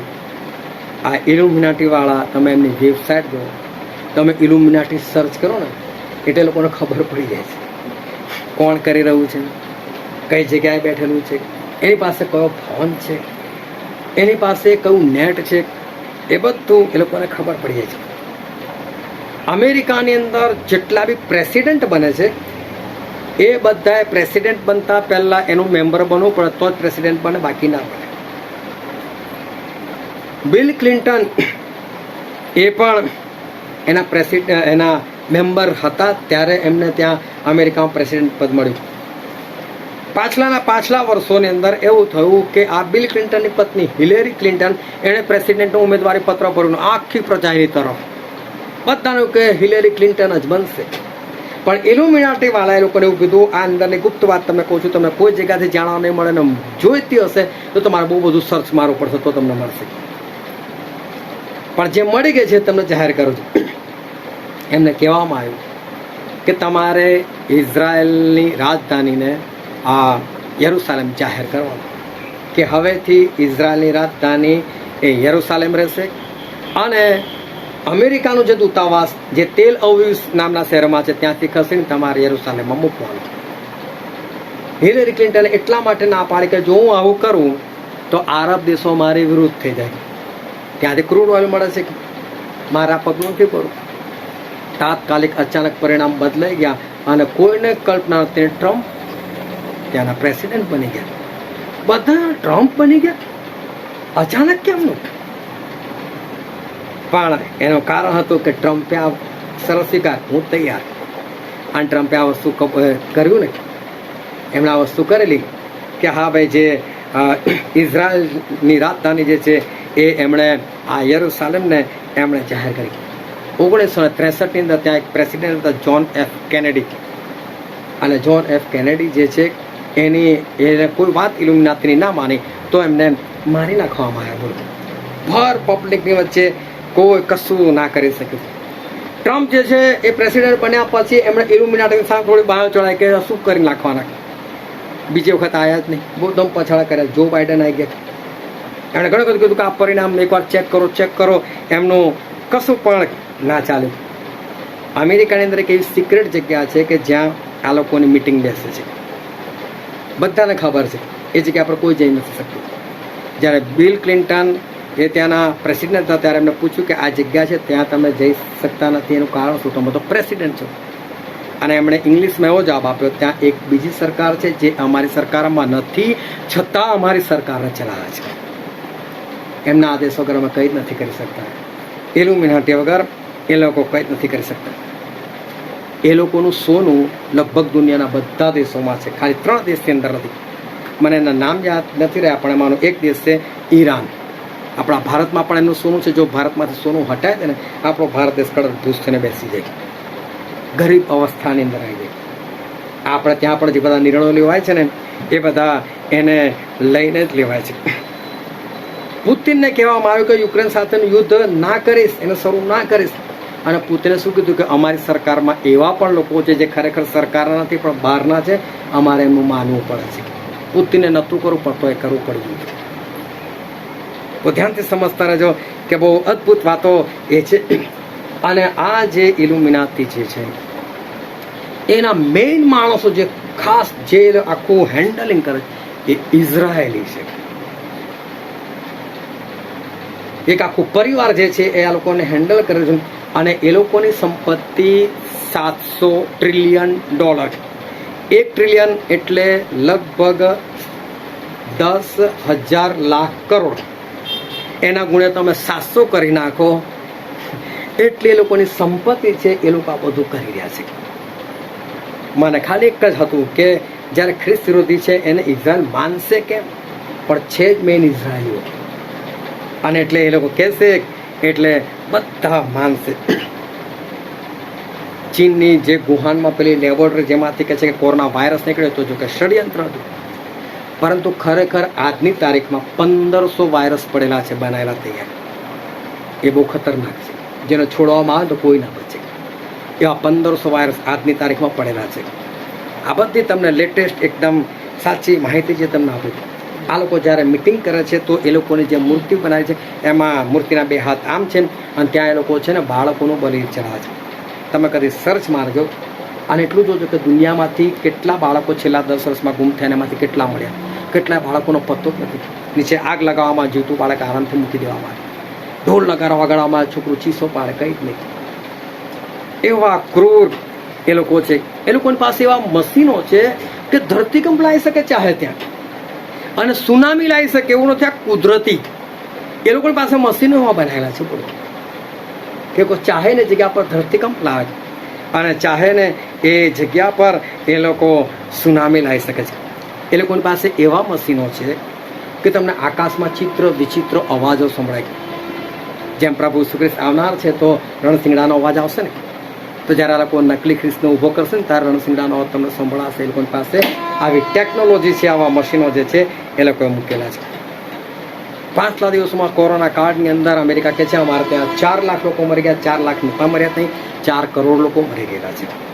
સાચો આંકડો જે છે એ લોકોએ નથી આપ્યો. હું તમને જે કહેવા માગું છું કે આ જ્ઞાન મેળવીને આપણને ફાયદો છે. આ બધો સમય થઈ રહ્યું છે અને થવાનું છે. પણ તો આમાં ઈશ્વરના વચનથી ખબર જ છે, પરંતુ આ જ્ઞાન જે છે એ મેળવીને કરવાનું છે. તમે અત્યારે આ બધું જાણ્યું તો આવી બધી ઘણી બધી વાતો છે. આગલા દિવસોમાં હું ફરી મેસેજની અંદર કે મેસેજ વગર હું તમને આ પ્રગટ કરીશ કે જો એ લોકો કેવા કેવા કામ કરી રહ્યા છે ને કેવા કેવા કામ એ લોકો કરનાર છે. હું તમને કહેવા માગું છું કે આ બધું જાણ્યા પછી બી શું ફાયદો, શું આ જાણીને માણસો એ બચી જવાના, શું માણસો આ જ્ઞાન પ્રાપ્ત કરીને બચી જવાના. રવિવારે સવારે મેં વચન પહેલાં બધાને ચેતવણી આપી કે ઈશ્વરો મને આ વસ્તુ પ્રગટ કરેલી છે. શનિવારે જ મને દેખાડેલું કે જેટલા લોકો વચન જાણ્યા પછી નથી માનતા તો એ લોકોની પર ઈશ્વરનું ન્યાય શાસન આવવાનું છે. કોઈકનું મોત છે તો કોઈકના એક્સિડન્ટ છે ને કોઈની ગંભીર બીમારી છે. મેં ત્યાં સુધી કીધું મને પ્રાર્થના માટે ના બોલાવશો કેમ કે પ્રાર્થનાની અસર નથી થવાની. એવું મેં કહી દીધું નથી થવાની પ્રાર્થનાની અસર. કેટલાય રવિવાર પછી આજે બુધવાર છે, આ 3 દિવસની અંદર એ પોતાનું જીવન સુધારી લીધું. કેટલાય સુધારીને એ એવું કામ કર્યું કે જેને કારણે ઈશ્વર ખુશ થઈને તમારી પર ન્યાય શાસન ના આવે. બોલા જ્ઞાન પ્રાપ્ત થયું તો એનો ફાયદો શું? કે જ્યારથી મને ઈશ્વર દેખા ત્યારથી હું સતત પ્રાર્થનામાં છું, પ્રભુ કોઈને કશું ના થવા દેશે.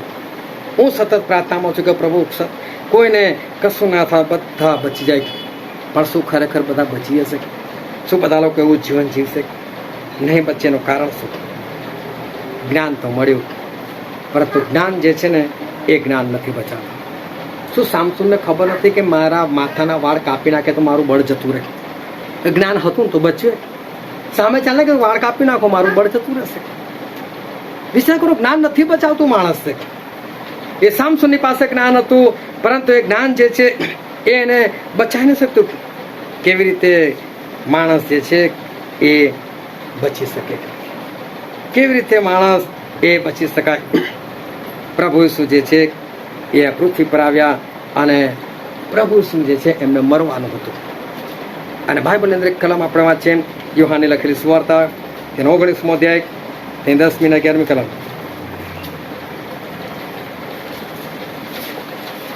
ત્યારે પિલાત તેને કહે છે કે શું તું મને કશું કહેતો નથી? તને છોડી દેવાનો અધિકાર મને છે અને તને અધસ્તંભને જડાવવાનો અધિકાર પણ મને છે. એ શું તું જાણતો નથી? ઈસુએ તેનો ઉત્તર આપ્યો કે ઉપરથી તને અપાયા વગર મારા પર તને કઈ પણ અધિકાર ન હોય. તેથી જેણે મને તને સોંપ્યો તેનો પાપ વિશેષ છે. આવું ધ્યાનથી સમજો. પ્રભુ ઉપરથી નીચે આવ્યા ને, એમની પાસે જ્ઞાન હતું કે મારે મરવાનું છે. જ્ઞાન એમની પાસે હતું. મારે લોકોના પાપ મારે ઉપર લેવાના છે, મારે મારું લોહી લોકોના પાપોની માફી માટે વેવડાવવાનું છે, મારે વધસ્તંભનું ક્રૂર મરણ એ મારે વેઠવાનું છે. એમને ખબર હતી. અને મરણ વેઠ્યા પછી પણ એમને શુદ્ધ રહેવાનું હતું, પવિત્ર રહેવાનું હતું, કારણ કે ત્રીજા દિવસે જીવતું થવાનું હતું. જો એમના પાપ આવી જાત તો ત્રીજા દિવસે જીવતા ના થાત. એટલે એમણે પાપ વગર જીવન જીવવાનું હતું. અને ત્રીજા દિવસે પછી એમણે ઉપર સ્વર્ગમાં પહોંચી જવાનું હતું. ત્યાર પછી 40 દિવસ સુધી લોકોને દર્શન આપવાનું હતું. આ બધું જ્ઞાન જે છે એ પ્રભુ ઈસુને ખબર હતી. જો પ્રભુ ઈસુની પાસે જ્ઞાન હતું, પ્રભુ ઈસુ બચ્ચા કઈ રીતે? તો પિલાત શું કહે છે? એ ઈસુ, મારી પાસે એવો અધિકાર છે કે હું તને છોડી શકું છું. બોલ, છોડું તને? તો પ્રભુ શું કહે છે? મારા બાપ તને ના પણ તને બી અધિકાર ના મળે. જો પ્રભુ એવું ના કીધું કે મને છોડી દે. પ્રભુ એક એવું કહેતા ને, હા પિલાત મને છોડી દે ને પ્લીઝ, તો છૂટી જતી. પણ ના પાડતી, ના મારે છૂટવાનું નથી. એમને જ્ઞાન હતું મારે મરવાનું છે. પછી વાંચો 10મો અધ્યાય, યોહાનની લખેલી સુવાર્તા 10મો અધ્યાય અને 17 અને 18મી કલમ. બાપ મારા પર પ્રેમ કરે છે, કારણ કે હું મારો જીવ આપું છું કે હું તે પાછો લઈ. કોઈ મારી પાસેથી તે લેતો નથી, પણ હું મારી પોતાની મેળે તે આપું છું. તે આપવાનો મને અધિકાર છે અને તે પાછો લેવાનો પણ મને અધિકાર છે. એ આજના પ્રભુ શું કહે છે? મને જીવ આપવાનો પણ અધિકાર છે અને મને જીવ પાછો લેવાનો પણ અધિકાર છે. હું મારી પોતે મારો જીવ આપું છું કે. એટલે પ્રભુ શું જે છે એમની પાસે આ બધું જ્ઞાન હતું. જો ઉપરથી નીચે આયા, મરવાનું હતું, બધું જ્ઞાન એમની પાસે હતું. પણ શું પ્રભુ ઈસુ ખ્રિસ્ત આ જ્ઞાનથી બચ્યા? જ્ઞાનથી નથી બચાતું. પરંતુ પ્રભુ ઈસુ પાસે જ્ઞાન સિવાય બીજી કોઈ બાબત હતી. હવે બહુ ધ્યાનથી સમજો કે આપણે આપણા વિષય તરફ જઈ રહેલા છે અને સર આપણને અદ્ભુત વચન એ શીખવાડવા માટે જઈ રહેલા છે. પ્રભુ ઈસુ પોતાના જ્ઞાનથી જે છે એ બચ્યા નથી. હું તમને એક સવાલ કરું કે તમે અહીંથી ખાસ સ્ટેશન સુધી જાઓ અને નક્કી છે કે ત્યાં તમે જશો ને તમારો એક્સિડન્ટ થવાનો છે અને તમારો એક પગ તૂટી જવાનો છે. બરાબર? હું તમને સવાલ કરું છું, આ જ્ઞાન તમને થઈ ગયું કે જો તમે અત્યારે સ્ટેશન સુધી ચાલતા જાઓ છો તો રસ્તામાં કોઈ પણ જગ્યાએ તમારો એક્સિડન્ટ પાક્કો થવાનો છે અને એક પગ તૂટવાનો છે. આ જ્ઞાન તમને થઈ ગયું. હું પ્રશ્ન કરું છું, શું લાગે શું કરો તમે? તમે અહીંથી જો ચાલતા જાઓ બરાબર સ્ટેશન સુધી તો તમારો એક્સિડન્ટ થવાનો છે, તો બચવા માટે તમે શું કરો?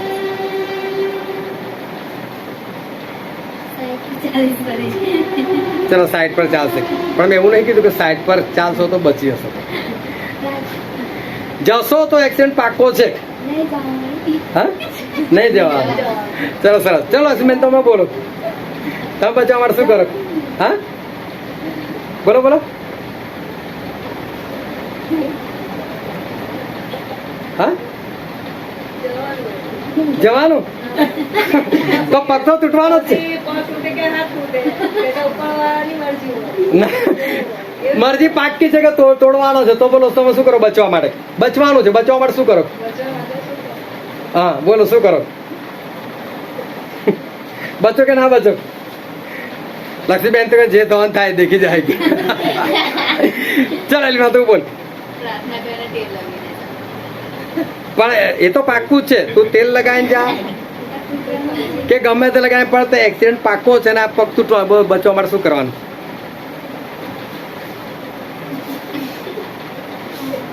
બરોબર. બાપુની સવા માંગવાની સર્વ ભરોસો રાખો. તો પણ એક્સિડન્ટ તો થવાનો જ છે અને પગ તૂટવાનો જ છે. બચવા માટે શું કરવાનું? ચાલ તો ઘરે જ રહેવાનું. ઘરે. ચલો મંજુબેન તમે શું કરો? એ રાજગીર કે ઘરે બેસવાનું ઘરે. છે. ચાલ રોશે તું બોલ. જવાનું નહીં. જવાનો જ નહીં. ચાલ સ્નેહલ તું બોલ. ચાલ જવું જ નહીં. ચાલ આયદનભાઈ. હા નહીં જવાનું. નહીં જવું. તો લગભગ બધાનો જવાબ એક આવ્યો.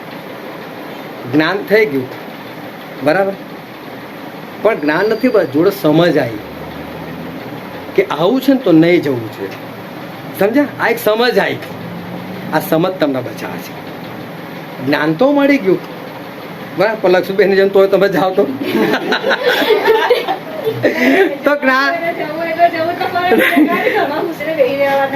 તો પછી તો મહિના સુધી ઘરે બેસવાનું છે.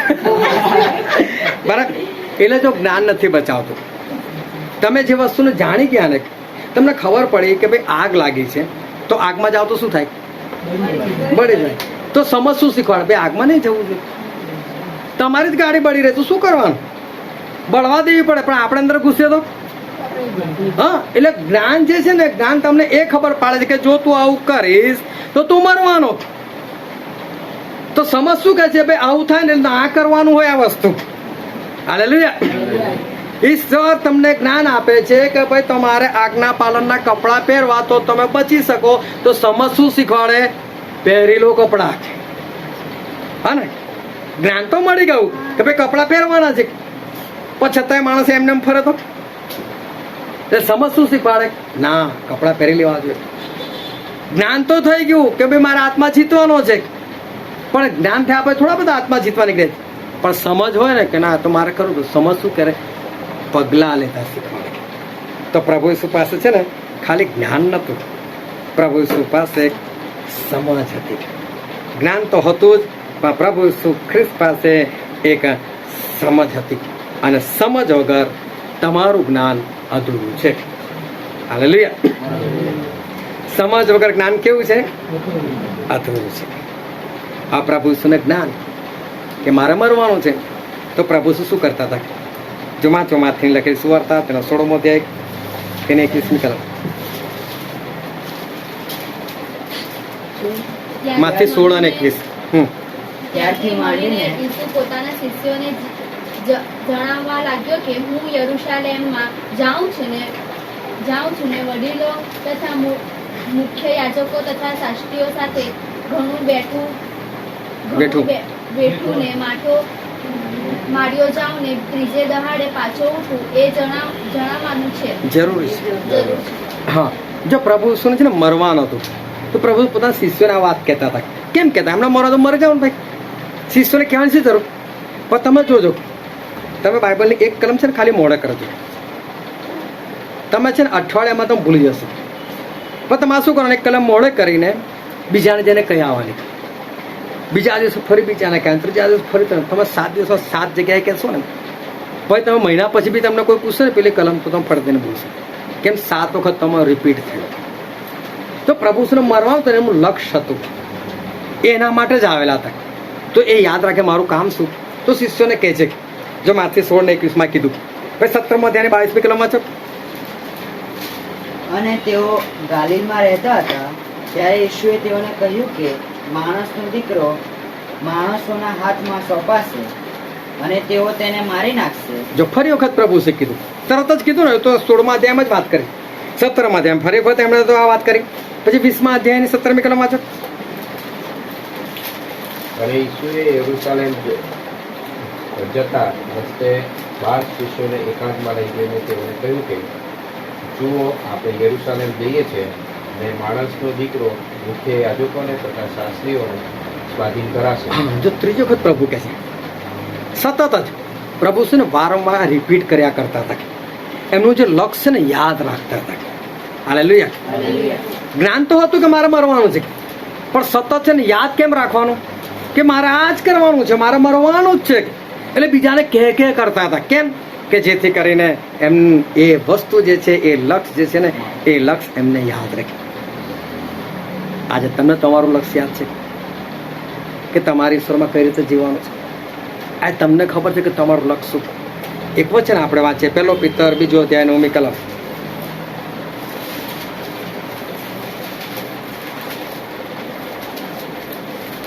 પહેલો પિતર 2:9. પણ તમે તો પસંદ કરેલા જાતિ, રાજમાન્ય, યાજક વર્ગ, પવિત્ર પ્રજા તથા પ્રભુના ખાસ લોક છો, કે જેથી જેણે અંધકારમાંથી પોતાના આશ્ચર્યકારક પ્રકાશમાં આવવાનું આમંત્રણ આપ્યું છે, તેના સદગુણો તમે પ્રગટ કરો. જો તમને યાદ આવતું હોય તો મેં એવું શીખ્યું કે આ આપણું લક્ષ્ય છે, બરાબર. પણ તમે પસંદ કરેલી જાતિ, કેરીનું ઉદાહરણ આપેલું ખબર કે કેરીનો ઢગલો હોય, તમને કીધું કે પાકી કેરી એક બાજુ કાઢો, યાદ આવ્યું? અને પાકી કેરી જે છે આ બાજુ સડેલી બી હોઈ શકે, અડધી કાચી અડધી પાકી પણ હોઈ શકે. પણ આ જે પસંદ કરેલી કેરી કાઢી ફક્ત પાકી, એને કહેવાય પસંદ કરેલી. પણ તમે તો પસંદ કરેલી જાતિ, રાજમાન એટલે કે શેતાની ઉપર રાજ કરવાને માન્ય થયેલા લોકો, યાજક વર્ગ એટલે કે જે પ્રભુના લોકોનું યાજકનું જે ટોળું છે એની અંદર રહીને તમે સેવા કરનાર લોકો, તમે પવિત્ર પ્રજા એટલે આજ્ઞા પાડનાર લોકો. અને જો તમે એ પ્રમાણે જીવન જીવો તો તમે પ્રભુના ખાસ લોક બની જાઓ. આ તમારું દર્શન છે. પાછલા દિવસોમાં આપણે અંકલેશ્વર શીખેલા છે. અને મેં કીધું આપણું લક્ષ્ય છે કે પ્રભુના ખાસ લોક બની જાઓ. બરાબર. આ જ્ઞાન તો થયું, પણ પગલાં કેટલા ભર્યા? કેમ પગલાં નહીં ભર્યા? સમજ નથી. જ્ઞાન છે ને સમજ વગર અધૂરું છે. આ જ્ઞાન મળ્યું તો એ પ્રમાણે કરવાનું છે આપણે, એ સમજ છે. અને જ્યારે સમજ નથી હોતી ત્યારે માણસ જે છે એ ભૂલી જાય છે. કેમ વચનો જે છે એ આપણે ભૂલી જઈએ છીએ? એનું કારણ શું છે? એનું કારણ આ છે કે આપણે સાથે જે અક્કલ સમજ હોવી જોઈએ એ સમજ આપણે રાખતા નથી. શીખ્યા ખરા, પરંતુ આપણે કરીશું. આત્મા જીતવા માટે મેં ઘણી વખત કીધું કે ભાઈ ટાર્ગેટ બનાવવાની જરૂર છે. ઘર જઈને લખો તમે કાગળ પર કે મારે આ અઠવાડિયાની અંદર આટલું કામ કરવું. તો ટાર્ગેટને સમજ તો પડે, એને જ્ઞાન તો આવી ગયું ટાર્ગેટનું કે મારે આવું કરવાનું. પણ કર્યું કેટલા? કોણે ઘરે આવીને લખ્યું કે મારે અઠવાડિયામાં આવું કામ કરું છું? એ સમજ કેટલાની પાસે? એ સમજ વગર આ જ્ઞાન જે છે ને એ અધૂરું છે. એક જગ્યા પર નાનકડી પેલી કામ ચાલતું હતું અને બધાને ભૂખ લાગેલી, એટલે પેલા માલિક એક છોકરાને કીધું ભાઈ કામ કર, ભજીયા લઈ ગઈ. પેલો કે ભાઈ આ વિસ્તારમાં મને ભજીયા નથી ખબર ક્યાં મળે. એટલે દુકાન કીધું આ દુકાન છે ત્યાં જઈને લે. એક લારી હતી, પેલો ભજીયા લેવા ગયો. લગભગ 2 કલાક પછી પાછો ત્યાં પહોંચ્યો. અલા આટલી બધી વાર કે છે? તો કહે છે કે દુકાન તો મને મળી ગઈ કે છે, પણ કે પેલાની પાસે કંઈ ભજ્યું નહોતું કે છે. એટલે પહેલાં તો ઘરે ગયો, બેસન લાવ્યો, લાવીને ત્યાં ગાડીને ખીરું બનાવ્યું. ઓર્ડર મોટો હતો તો જવા દેવાનો તો માગતો, આને રોકી રાખ્યો. અને લગભગ 2 કલાક એને ઉતાવળમાં બનાવીને આપ્યું. 2 કલાકે બિચારો લઈને પહોંચ્યો. જ્યાં કોઈ ખાવા ગયા તો મીઠું જ નહીં અંદર. તો પેલો પેલા કોઈ તો 2 કલાક લાવ મીઠું છે ને તો પડી ગયું, કારણ કે પેલું આ મીઠું બેણ આપ્યું છે. જ્ઞાન થઈ ગયું કે આ જગ્યા ભજીયા મળશે, પણ નતા તો શું બીજી દુકાન ના શોધી લેવાય? શું કોઈને પૂછાય નહીં?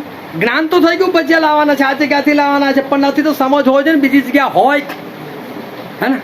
જ્ઞાન એકલું કામ નથી લાગતું. એની સાથે તમારા જીવનની અંદર એક સમજ હોવી જોઈએ કે આ નથી તો મારે હવે શું કરવાનું, પેલું છે તો શું કરવાનું. એક 12 કે 13 વર્ષની છોકરી, એની મમ્મી એને કીધું કે બેટા પેલું ચૂલા પર શાક મગરું છે ને જરા જો છે કે છે. એટલે એની માં આવી, અડધા પોણા કલાકે શાક બળી ગયું ત્યાં જોયા જ કર્યું.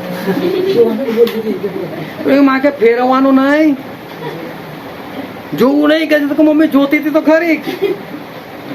જોવાનું જ્ઞાન હતું પણ ફેરવવાની સમજ નથી. સમજ વગર જ્ઞાન જે છે ને એ અધૂરું છે.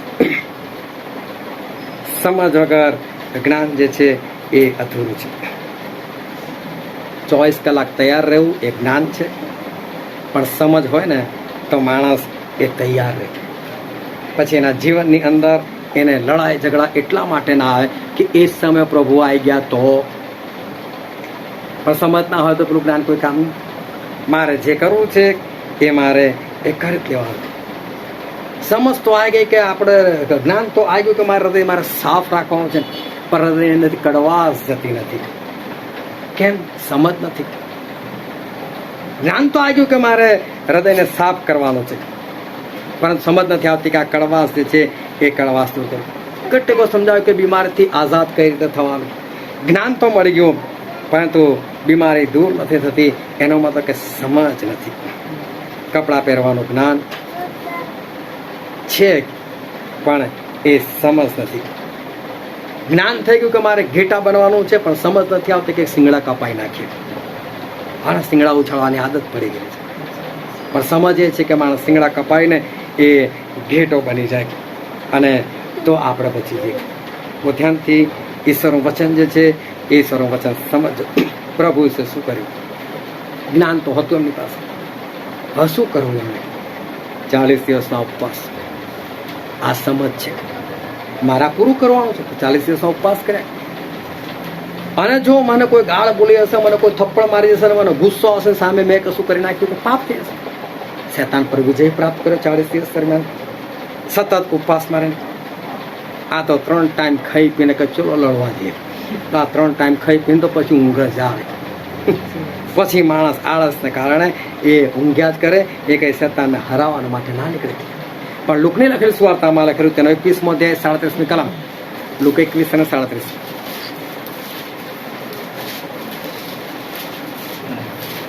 દરરોજ તે મંદિરમાં દાડે ભોજ કરતો હતો અને રાતે તે જીતુન નામના પહાડ પર રહેતો હતો. જો પ્રભુ શું રોજ ઉપદેશ કરતા અને રાતે પ્રાર્થનામાં બેઠા રહેતા. 6 અધ્યાયની 12મી કલમમાં છે.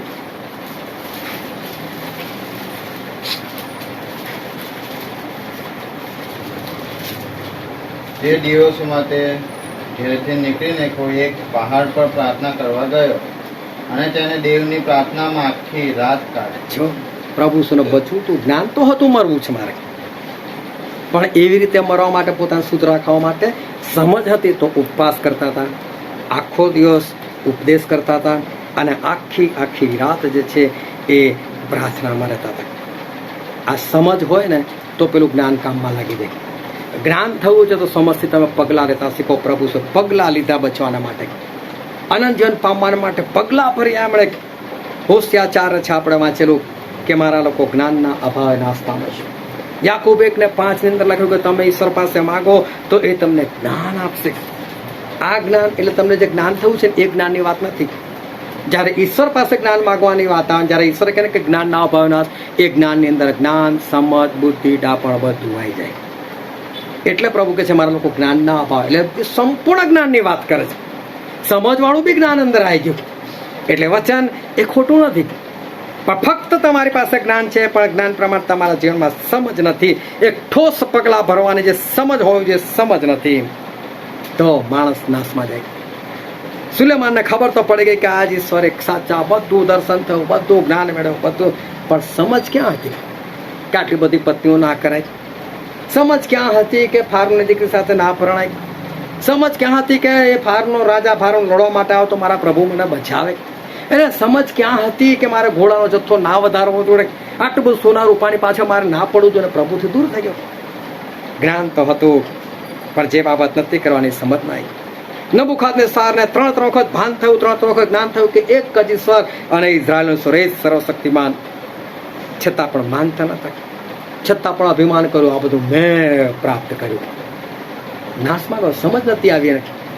આના માટે જ્ઞાન જે છે ને એ જ્ઞાન બચાવી નથી શકતું જો તમારી પાસે એને પગલાં ભરવા માટે સમજ નથી. જ્ઞાન માટે તમને એક અડેક લખતા આવડી ગયું પણ તમને સમજ નથી કે આ લખવું. તો પણ તમે નહીં લખી શકો. સાથે સમજ જે છે એ સમજ હોવો જોઈએ. પવિત્ર આત્માનું કામ, એમની મુદ્રા એ પૂરું થવાની તૈયારીમાં છે. ન્યૂ વર્લ્ડ ઓર્ડર કે ખ્રિસ્ત વિરોધી એની મૂર્તિ કે એની છાપ જે છે એ બધું કરવા થવાની તૈયારીમાં છે. આપણે એકતામાં રહેવું એ બધું જરૂર છે. બધું જ્ઞાન તો આપણને પ્રાપ્ત થઈ ગયું, પરંતુ જો તમે પગલાં ના ભરી શકતા તો કોઈ કામ નથી. એ પગલાં ભરવાની જે સમજ આવે છે એનાથી જ જ્ઞાન પૂરું થાય છે. અને માટે જ્ઞાનની સાથે આપણે શું જોઈએ? સમજ જોઈએ. અને એટલે આજે આપણે જે વચન વાંચેલું હતું, કયું વચન વાંચેલું હતું? હા, યશાયા 11મો અધ્યાય. હે ને? આપણે યશાયા 11મો અધ્યાય વાંચેલું. વાંચો તો કોઈની પહેલી કલમ. યશાયના ડુંડામાંથી ફણકો ફૂટશે. યશાયના ઠૂઠામાંથી ફણકો ફૂટશે. યશાય એટલે દાઉદનો બાપ, એનું નામ યશાય. એના ઠૂઠામાંથી એટલે કે થળમાંથી એક ફણકો ફૂટશે. એ ફણકો એટલે પ્રભુ ઈસુ ખ્રિસ્ત. એ દાઉદના કુળમાં આવ્યા. વાંચો આગળ. ને તેની જળમાંથી ઉગતી એક ડાળીને ફળ આવશે. એક ડાળીને ફળ આવશે. યહોવાનો આત્મા સુબુદ્ધિ. હવે એ જે ફણકો ફૂટશે એ ફણકો એ પ્રભુ ઈસુ ખ્રિસ્ત. એ પ્રભુ ઈસુ માટે એવું લખેલું છે. બીજી કલમ બહુ ધ્યાનથી વાંચીએ. હા, ફરી વાંચો બીજી કલમ. યહોવાનો આત્મા. જો યહોવાનો આત્મા, સુબુદ્ધિનો આત્મા તથા સમજનો આત્મા. ત્રીજી વસ્તુ વિવેક બુદ્ધિ. ચોથી વિવેક બુદ્ધિનો આત્મા. પરાક્રમનો આત્મા. જ્ઞાન અને તથા યહોવાના ભયનો આત્મા. જો ટોટલ 7 આત્મા વિશે લખેલું છે કે એની પર એટલે પ્રભુ ઉપર આ 7 આત્મા રહેશે કે છે. ફરી એકવાર એને ધ્યાનથી વાંચે. કોઈ ફરી વાંચો એકવાર બીજી કલમ. યહોવાનો આત્મા, સુબુદ્ધિ હા, તથા સમજનો આત્મા. જો સમજનો આત્મા પ્રભુ ઉપર રહેશે. અને વિવેક બુદ્ધિ તથા પરાક્રમ હા આત્મા. હા, જ્ઞાન તથા અને જ્ઞાનનો આત્મા. જો પ્રભુ ઈસુ પાસે ફક્ત જ્ઞાન નતું પણ સમજ પણ હતી. જ્ઞાનનો આત્મા છે તો સમજનો પણ આત્મા છે.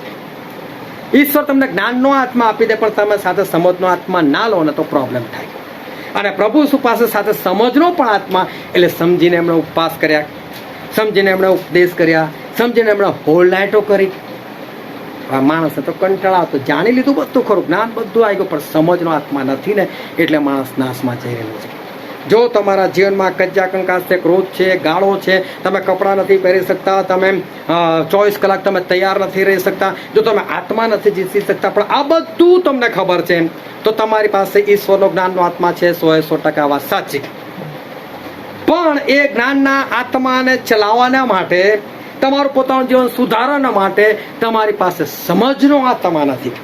અને માટે જ્ઞાનનો આત્મા તમને નહીં બચાવી શકે. એ એકલો છે, માટે કંઈક નહીં કરી શકે. સાથે સમજ માંગો કે મને જ્ઞાન આવું મળ્યું છે તો મારે શું કરવું જોઈએ. એટલે મેં તમને એક ઉદાહરણ આપ્યું કે અહીંથી તમે જાઓ, તમારો પગ ફ્રેક્ચર થવાનો છે, પગ તૂટવાનો, તમારો એક્સિડન્ટ થવાનો છે, તો શું કરવું? તો સમજ છે. શું કીધું? સમજે ના જવું જોઈએ. આ સમજનો આત્મા છે. આ તો મેં તમને કીધું, પ્રશ્ન કર્યો. એ જ બાબત ખાલી તમે પેલામાં પ્રશ્ન કરો કે જો આવું છે તો મારે શું કરવું જોઈએ. જો મારે કપડાં પહેરવા તો મારે શું કરવું? તો સમજ તમને શું કહેશે? બેટા કપડાં પહેરી લે. સમજ તમને શું કહેશે? બેટા આત્મા જીત. સમજ તમને શું કહેશે? બેટા 24 કલાક તૈયાર રહે. સમજ તમને શું કહેશે? ભાઈ તારી ઈચ્છાઓ છોડ, ગર્ભવતી ના બન. સમજ તમને શું કહેશે? દૂધ પીતા બાળક ના બન. સમજ તમને શું કહેશે? ભાઈ શિયાળામાં તું ઠંડો ના પડતો, ભાગવાનું ના થવું જોઈએ આ સમયે. સમજ તમને શું કહેશે? કે તારા જીવનમાં વિશ્રામવાર ના આવજો, તું સતત સળગતો રહે, ભાગતો રહે, ઠંડો ના પડ, અગ્નિનો ભડકો બન. આ સમજ તમને શીખવાડે છે. જ્ઞાન તો થઈ ગયું, આ બધું જ્ઞાન આપણને મળી ગયું, બધું બાઇબલમાં લખેલું છે. પણ સાથે જો સમજ નથી એને ચલાવવા માટે તો માણસ અધૂરો છે ને એ નાશમાં જશે. અને માટે આજે હું તમને કહેવા માંગુ છું કે જ્ઞાન તો ઈશ્વરની કૃપાથી તમને બહુ બધું મળ્યું છે, બહુ બધું સારું મળ્યું છે, હજુ મળશે. પણ સાથે જો તમે સમજ નહીં રાખો તો આકાશના રાજ્યમાં નહીં જઈ શકો. અને માટે આકાશના રાજ્યમાં જવા માટે આજથી ઈશ્વરની પાસે સમજ માગો કે જેથી કરીને તમારે ક્યારે કેવા પગલાં ભરવા એ તમને ખબર પડે. હાલેલુયા. પ્રભુ ઈસુની પાસે જ્ઞાનનો પણ આત્મા અને સમજનો પણ એ આત્મા પ્રભુ પર રહેશે. એના કારણે પ્રભુ ઈસુ યોગ્ય પગલાં ભર્યા. જો પ્રભુ ઈસુ જેવા પવિત્ર વ્યક્તિ ઉપવાસ કરતા હોય, સતત ઉપવાસ કરતા હોય, સતત આખી રાત પ્રાર્થના કરતા, આપણે કેટલું બધું કરવું જોઈએ. અને આપણે કેટલા બધા ઉપદેશો સાંભળવા જોઈએ. અને આ ધ્યાનમાં રાખો, આ સમજ છે અને જો તમે આ સમજને અવગણના કરશો તો જ્ઞાન તમને નહીં બચાવી શકે. અને માટે યોગ્ય પગલાં ભરતા શીખો, સમજથી જીવતા શીખો. આવા આપણે આપણી આંખોને બંધ કરીએ, આપણા મસ્તકો એ જીવતા દેવની હજુરમાં નમાય. વાલો દરેક જણની આંખો બંધ, દરેક જણ ઈશ્વરને આગળ મસ્તકો નમાવેલા રાખે. વાલા હજી ઈશ્વરે ફરીને એકવાર જ્ઞાનની વાત આપણે પ્રગટ કરેલી છે.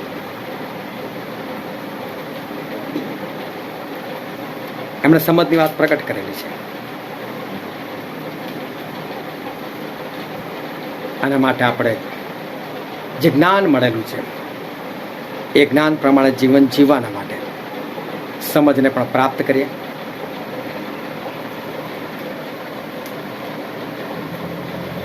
અને સમજથી આપણે ચાલીએ, કેમ કે સમજ એ જ્ઞાન પ્રમાણે કેવા પગલાં ભરવા એ આપણને શીખવાના છે. આના માટે આપણે ઈશ્વર વચ્ચેના આધીન થઈ સમજનો આત્મા પ્રાપ્ત કરીએ, કે જેથી કરીને આપણે સર્વ લોકો એ બચી જઈએ. આ વચન સમજવાનો માટે, તેને ગ્રહણ કરવા માટે, એ પ્રમાણે ચાલવા માટે પ્રભુ ઈસુ ખ્રિસ્તની કૃપા આપણા દરેક પર